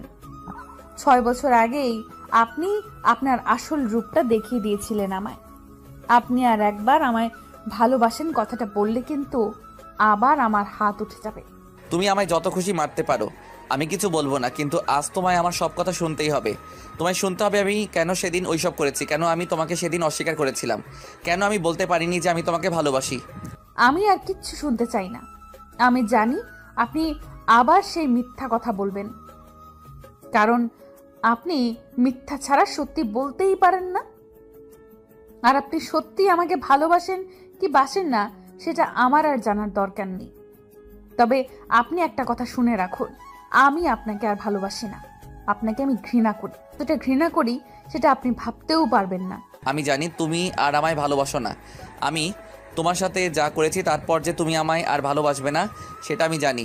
আর আমি এটাও জানি তুমি এখন শুধু আমায় ঘৃণা করো। আমি তোমার ঘৃণারই যোগ্য, আমি তোমার ভালোবাসা পাওয়ার যোগ্য না। তুমি আমায় আর কখনো ভালোবাসবে না জেনেও আমি তোমায় ভালোবাসি, আর এতগুলো বছরও ভালোবেসেই গেছি। হ্যাঁ, আমি আপনাকে ভালোবাসি না, আর কখনো ভালোবাসবও না। আমি আপনার মুখটা আর দেখতে চাই না। দয়া করে আপনি আর আমার সামনে আসবেন না, প্লিজ। ঠিক আছে, আমি আমার মুখটা আর তোমায় কখনো দেখাবো না। আজকের পর আমাকে আর কখনো তোমার সামনে আসতে দেখবে না। আমি চলে যাব তোমার জীবন থেকে, কিন্তু শেষবারের মতো আমার কিছু কথা শোনো। আমি কথা দিচ্ছি, আমি কথাগুলো তোমায় বলেই চলে যাব তোমার সামনে থেকে। আর কি বলবেন আপনি? আপনি আবার নাটক করবেন? নাটক করে আবার আপনার কথায় ভুলিয়ে আপনার কাছে নিয়ে যাবেন, তাই তো?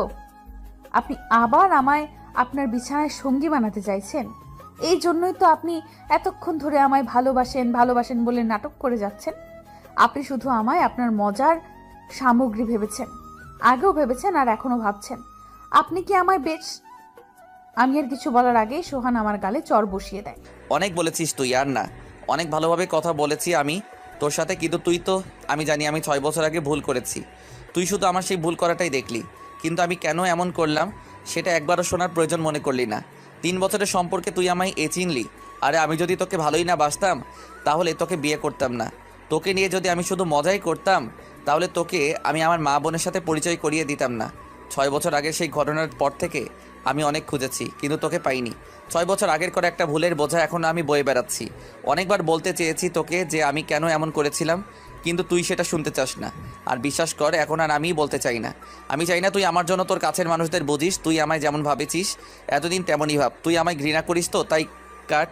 আমি আর বলবো না কোনো দিন তোর সামনে এসে যে আমি তোকে ভালোবাসি। কথাগুলো বলেই সুহান আফরার কাছে গিয়ে আফরার কপালে একটা চুমু দিয়ে বেরিয়ে যায় হোটেল থেকে। আমরা সবাই শুধু সোহানের যাওয়ার দিকে তাকিয়ে আছি। সোহানের বলা কথাগুলো কেন জানি বারবার ভাবাচ্ছে। একটা কথা সব থেকে বেশি ভাবাচ্ছে, সোহান কেন বলল যে আমি আমার আপন মানুষদের ভুল বুঝবো? কাকে ভুল বুঝার কথা বলল সোহান? একটু পরেই তানিশা আমাকে বলে যে সে এখনই আমরা এখান থেকে বের হয়ে যাব। বের হওয়ার সময় সামনে এসে দাঁড়ায় রনি, আমাদের বন্ধু। যেদিন সোহান আমাকে অস্বীকার করেছিল তারপর থেকে আর রনির সাথেও যোগাযোগ করতে পারিনি। রনি সোহানের বেস্ট ফ্রেন্ড। এতদিন পর রনিকে আমাদের সামনে দেখে আরেক দফা অবাক হলাম। আমাদের আরো অবাক করে দিয়ে রনি বলতে শুরু করলো, তোরা কিন্তু কাজটা ঠিক করলি না। এতগুলো বছর ধরে সোহান ওর করা একটা ভুলের মাসুল দিয়ে যাচ্ছিল। সেদিন অবন্তি তোর কাছে সোহান সত্যি কথাগুলো লুকিয়েছিল, ভুলটা করেছিল, সেই ভুলের মাসুল সোহান এই 6 বছর ধরে দিয়ে আসছে। অবন্তি, তুই ভাবছিস যে সোহান তোকে ঠকিয়েছে, তোর সাথে বেইমানি করেছে? তুই এই সব ধারণা সব ভুল ভ্রান্তি অবন্তি। তুই সত্যিটা জানিস না। তুই জানিস না সেদিন আসল ঘটনা কি ঘটেছিল। যদি জানতি তাহলে এই রকম ভাবে সব সময় ভাবতে পারতি না, এত ঘৃণা করতে পারতি না। কি হয়েছিল সেদিন বল রনি, আমি শুনতে চাই। তোরা কি এমন জানিস যেটা আমি জানি না? বল। আমি জানি কথাগুলো শোনার পর কষ্ট পাবি অনেক, তবুও আমাকে আজকে বলতেই হবে, কারণ আমি সোহানের এই কষ্টটা আর সহ্য করতে পারতেছি না। শোন অবন্তি, সেদিন সোহান যা করেছে সেটা সোহান তার নিজের ইচ্ছাতে করেনি। সেদিন সোহান তোর সাথে কোনো বেইমানি করেনি। তোর সাথে যদি কেউ বেইমানি করে থাকে তাহলে সেটা করেছে তোর বাবা আর ভাই অবন্তি। কারণ সেদিন সোহান যা যা করেছে তাকে করতে বলা হয়েছিল, তার কোনোটাই সোহানের কথা ছিল না। সে সব কথা ছিল তোর বাবা আর ভাইয়ের। কারণ সেদিন তোর বাবা আর তোর ভাই সোহানকে বাধ্য করেছিল সে কথাগুলো বলতে। তোর বাবা আর ভাই সেদিন সোহানের কথা তোর কাছে জেনেছিল। সেদিন খুশি মনে সোহানের ঠিকানা দিয়েছিলি, কিন্তু তোর ভাই যখন জানতে পারে সোহানের অবস্থা তাদের মতো না, তখন সমস্যাটা শুরু হয়। তুই জানিস সোহান সেদিন তোর বাসায় গিয়েছিল, সেদিন ঠিক কি হয়েছিল? তোর ভাই আর বাবা কি করেছিল জানিস? কি করেছিল বল, সেটাই তো শুনতে চাইছি, বল। সেদিন অবন্তীর ভাই আর বাবা মিলে সোহানের বোন শিলাকে তুলে নিয়ে গেছিল। শিলাকে তুলে নিয়ে গিয়ে সোহানকে বাধ্য করা হয়েছিল সেদিন সোহান তার একমাত্র বোনের জন্য কোনো ক্ষতি না হয় সেজন্য সেদিন তাকে তার বাবা মার সামনে অস্বীকার করেছিল অবন্তী। কিন্তু সোহানের কি কপাল দেখো, যে বোনের ক্ষতি হবে ভেবে সেদিন সোহান তার ভালোবাসার মানুষটাকে অস্বীকার করলো। ভালোবাসার মানুষটাকে সারা জীবনের জন্য হারিয়ে ফেললো, পর তার বোনের ক্ষতি হওয়াটা আটকাতে পারেনি। সেদিন তোর ভাই শুধু শিলাকে ভুলে গিয়েছিল তাই না? সেদিন রাতে তোর ভাই নেশার ঘরে শিলাকে রেপ করেছিল অবন্তী। সেদিন পর সোহান ওর বোন মাকে নিয়ে এখানে চলে আসে আর ওর বোনকে একটা নতুন জীবন দিতে। তোর ভাই সোহানের বোন এত বড় ক্ষতি করার পরও কিন্তু সোহান তোকে কোনো দোষ দেয়নি। তোর ভাইয়ের জন্য শিলার জীবনটা নষ্ট হয়ে গেছে জানার পরও সোহান তোকে ভালোবাসে অবন্তী। এখনো সোহান তোকে পাগলের মতো ভালোবাসে। আমি তোর কাছে হাত জোর করতেছি অবন্তী, সোহানকে আর কষ্ট দিস না। ও এতগুলো দিন অনেক কষ্ট পেয়েছে, আর দিবি না প্লিজ। কথাগুলো শোনার পর মনে হচ্ছে আমি একটা পাথর হয়ে গেছি, কোনো কথা বলতে পারছি না। যে কাজটা সোহান করেইনি সেটার জন্য সোহানকে আমি এতটা কষ্ট দিলাম। আমার ভাইয়া এতটা খারাপ আমি ভাবতেই পারছি না। ছি। এর মধ্যেই তানিশা বলল, কি রে অবন্তী, কি হলো তোর? কিছু বলছিস না কেন? আমি তো ভাবতেই পারছি না ভাইয়া আর আঙ্কেল এসব করেছে, আর আমরা সোহানকে। সোহান কোথায় রনি? আমি সোহানের সাথে কথা বলতে চাই। আমি ওর কাছে যাব এখনই। প্লিজ আমায় নিয়ে চল ওর কাছে, প্লিজ রনি। তানিশা বল না রনিকে আমাকে সোহানের কাছে নিয়ে যেতে। চল, আমি নিয়ে যাচ্ছি। আমি ঠিক জানি না যে সোহান এখন বাসায় আছে কিনা, তবুও একবার গিয়ে দেখতে ক্ষতি কি। চল তাড়াতাড়ি। একটু পরেই পৌঁছে গেলাম সোহানের বাসায়। এখানে সোহান আর রনি থাকে, তাই রনির কাছে বাসার চাবি ছিল। তাই আমাদের ভেতরে যেতে বেশি সমস্যা হলো না। ভেতরে গিয়ে দেখি সোহান নিজের রুমে দরজা বন্ধ করে ভেতরে কি করছে জানি না। ও রুমের দরজা ধাক্কা দিয়ে, সোহান সোহান সোহান আমি জানি তুমি ভেতরে আছো, কথা কেন বলছো না তুমি? সোহান প্লিজ দরজাটা খোলো। তুমি না বললে আমার সাথে তোমার অনেক কথা আছে, আমি শুনবো তোমার সব কথা। প্লিজ দরজাটা একবার খোলো সোহান। সোহান কথা কেন বলছো না তুমি? সোহান তুমি দরজা খুলবে না, কথা বলবে না আমার সাথে? তুমি না বললে তুমি এখনো আমায় ভালোবাসো, এটাই তোমার ভালোবাসা? প্লিজ দরজাটা খোলো সোহান, প্লিজ। অনেক ডাকাডাকির পর দরজা খুলে বেরিয়ে এলো সোহান। এসেই জড়িয়ে ধরে বাচ্চাদের মতো কাঁদতে লাগলো। সরি সোহান, আমায় ক্ষমা করে দাও প্লিজ। আমি সত্যিটা না জেনে তোমায় এতগুলো বছর ভুল বুঝে এসেছি। আমি জানতাম না এত কিছু হয়ে গেছে তোমার সাথে। প্লিজ আমায় ক্ষমা করে দাও। তুমি আমায় আগে কেন বলনি সত্যিটা? সত্যিটা জানলে আমি তোমায় এতটা কষ্ট দিতাম না। আমায় মাফ করে দাও প্লিজ। তুমি আমায় মাফ করে দাও, কারণ সবচেয়ে বেশি কষ্টটা তুমি পেয়েছো। আমি তোমায় কষ্ট দিয়েছি। যে সময়টাতে আমার তোমার পাশে থাকার কথা ছিল, সে সময়টাতে আমি তোমায় ছেড়ে চলে গিয়েছিলাম। আমি তোমায় সত্যি অনেক ভালোবাসি, বিশ্বাস করো। আমি সেদিন ইচ্ছে করে আমি সবটা জানি সোহান, কিছু বলতে হবে না তোমার। এবার যা বলার সব আমার বাবা আর ভাইয়া বলবে। তারপর আমি, সোহান, আফরা, তানিশা, সোহার, রনি আর শিলা সোহানের মাকে নিয়ে ঢাকায় ফিরে আসলাম। এসেই বাড়িতে ঢুকলাম। ঢুকতেই দেখতে পেলাম অনেকগুলো মানুষ বসে আছে। একটু ভেতরে যেতেই বুঝতে পারলাম আজ আমার ভাইয়ের এঙ্গেজমেন্ট। যেখানে আয়োজন করা হয়েছে সেখানে চলে এলাম সবাই মিলে। দাঁড়ান মিস্টার রনিক, আপনার সাথে আমার কিছু ইম্পর্টেন্ট কথা আছে। আমার কথা শেষ হলে ভেবে দেখা যাবে আপনার আজ এই এঙ্গেজমেন্টটা আদৌ হবে কি। অবন্তী, তুই এতদিন পর কেন এসেছিস? এতদিন পর 6 বছর আগে তো আমাদের সবার মুখে চুনকালি মাখিয়ে চলে গিয়েছিলি। আজ কেন আসলি? আবার আমাদের করতে সবার সামনে? হুশ মিস্টার আহমেদ, মিস্টার আহমেদ, একটু ধীরে কথাগুলো বলুন। সব প্রশ্ন একসাথে করলে আমি কোনটার উত্তর দেব বলুন তো? আপনি কি বললেন আমায়? যে আমি আপনার মুখে চুনকালি মাখিয়েছি? আমি না হয় খারাপ, সেজন্য আপনার সম্মানটা রাখতে পারিনি, কিন্তু আপনার ছেলে তো খুব ভালো। তাহলে আপনার ছেলে কেন এত বড় জঘন্য কাজটা করলো? কি বলছিস তুই? আর তুই বাবার নাম ধরে কেন বলছিস? তুই থাম। আজ আর তুই কোনো কথা বলবি না। আজ আমি বলবো আর সবাই শুনবে। তোর লজ্জা করে না? একটা মেয়ের এত বড় সর্বনাশ করে তুই এখানে আবার একটা মেয়ের সর্বনাশ করছিস? একটা মেয়েকে যে তুই রেপ করেছিস সেই কথাটা তুই এত তাড়াতাড়ি কি করে ভুলে গেলি? কি মিস্টার আহমেদ, আপনি ওকে জানেন না যে আপনার ছেলে একটা রেপিস্ট? আপনিও তো আপনার ছেলেকে আজ থেকে 6 বছর আগে একটা মেয়েকে তুলে আনতে সায় দিয়েছিলেন, তাই না মিস্টার আহমেদ? সরি, মানে এসব কি বলছিস তুই? অনেক রেপিস্ট? আমি মানছি আমি সেদিন মেয়েটাকে তুলে আনতে সায় দিয়েছিলাম, কিন্তু ও যে মেয়েটার এত বড় সর্বনাশ করে দিয়েছে সেটা জানতাম না। অনেক, অবন্তী কি বলছে এসব? এসব সত্যি? চুপ করে থেকো না অনেক। আপনার ছেলে চুপ করে আছে তাতে কি আপনি বুঝতে পারছেন না যে আপনার ছেলে একটা অপরাধী? আপনার ছেলে অপরাধ করেছে আর আপনিও করেছেন। কাটিয়ে তানিশার বিয়ের পর ফিরে এলাম লন্ডন। সোহান আর ওর মা এসেছে আমার সাথে লন্ডন। সোহান তার হোটেলের দায়িত্ব রনিকে বুঝিয়ে দিয়ে আমার সাথে লন্ডনে চলে এসেছে। এখানে এসেই আবার ব্যবসা শুরু করেছে সোহান।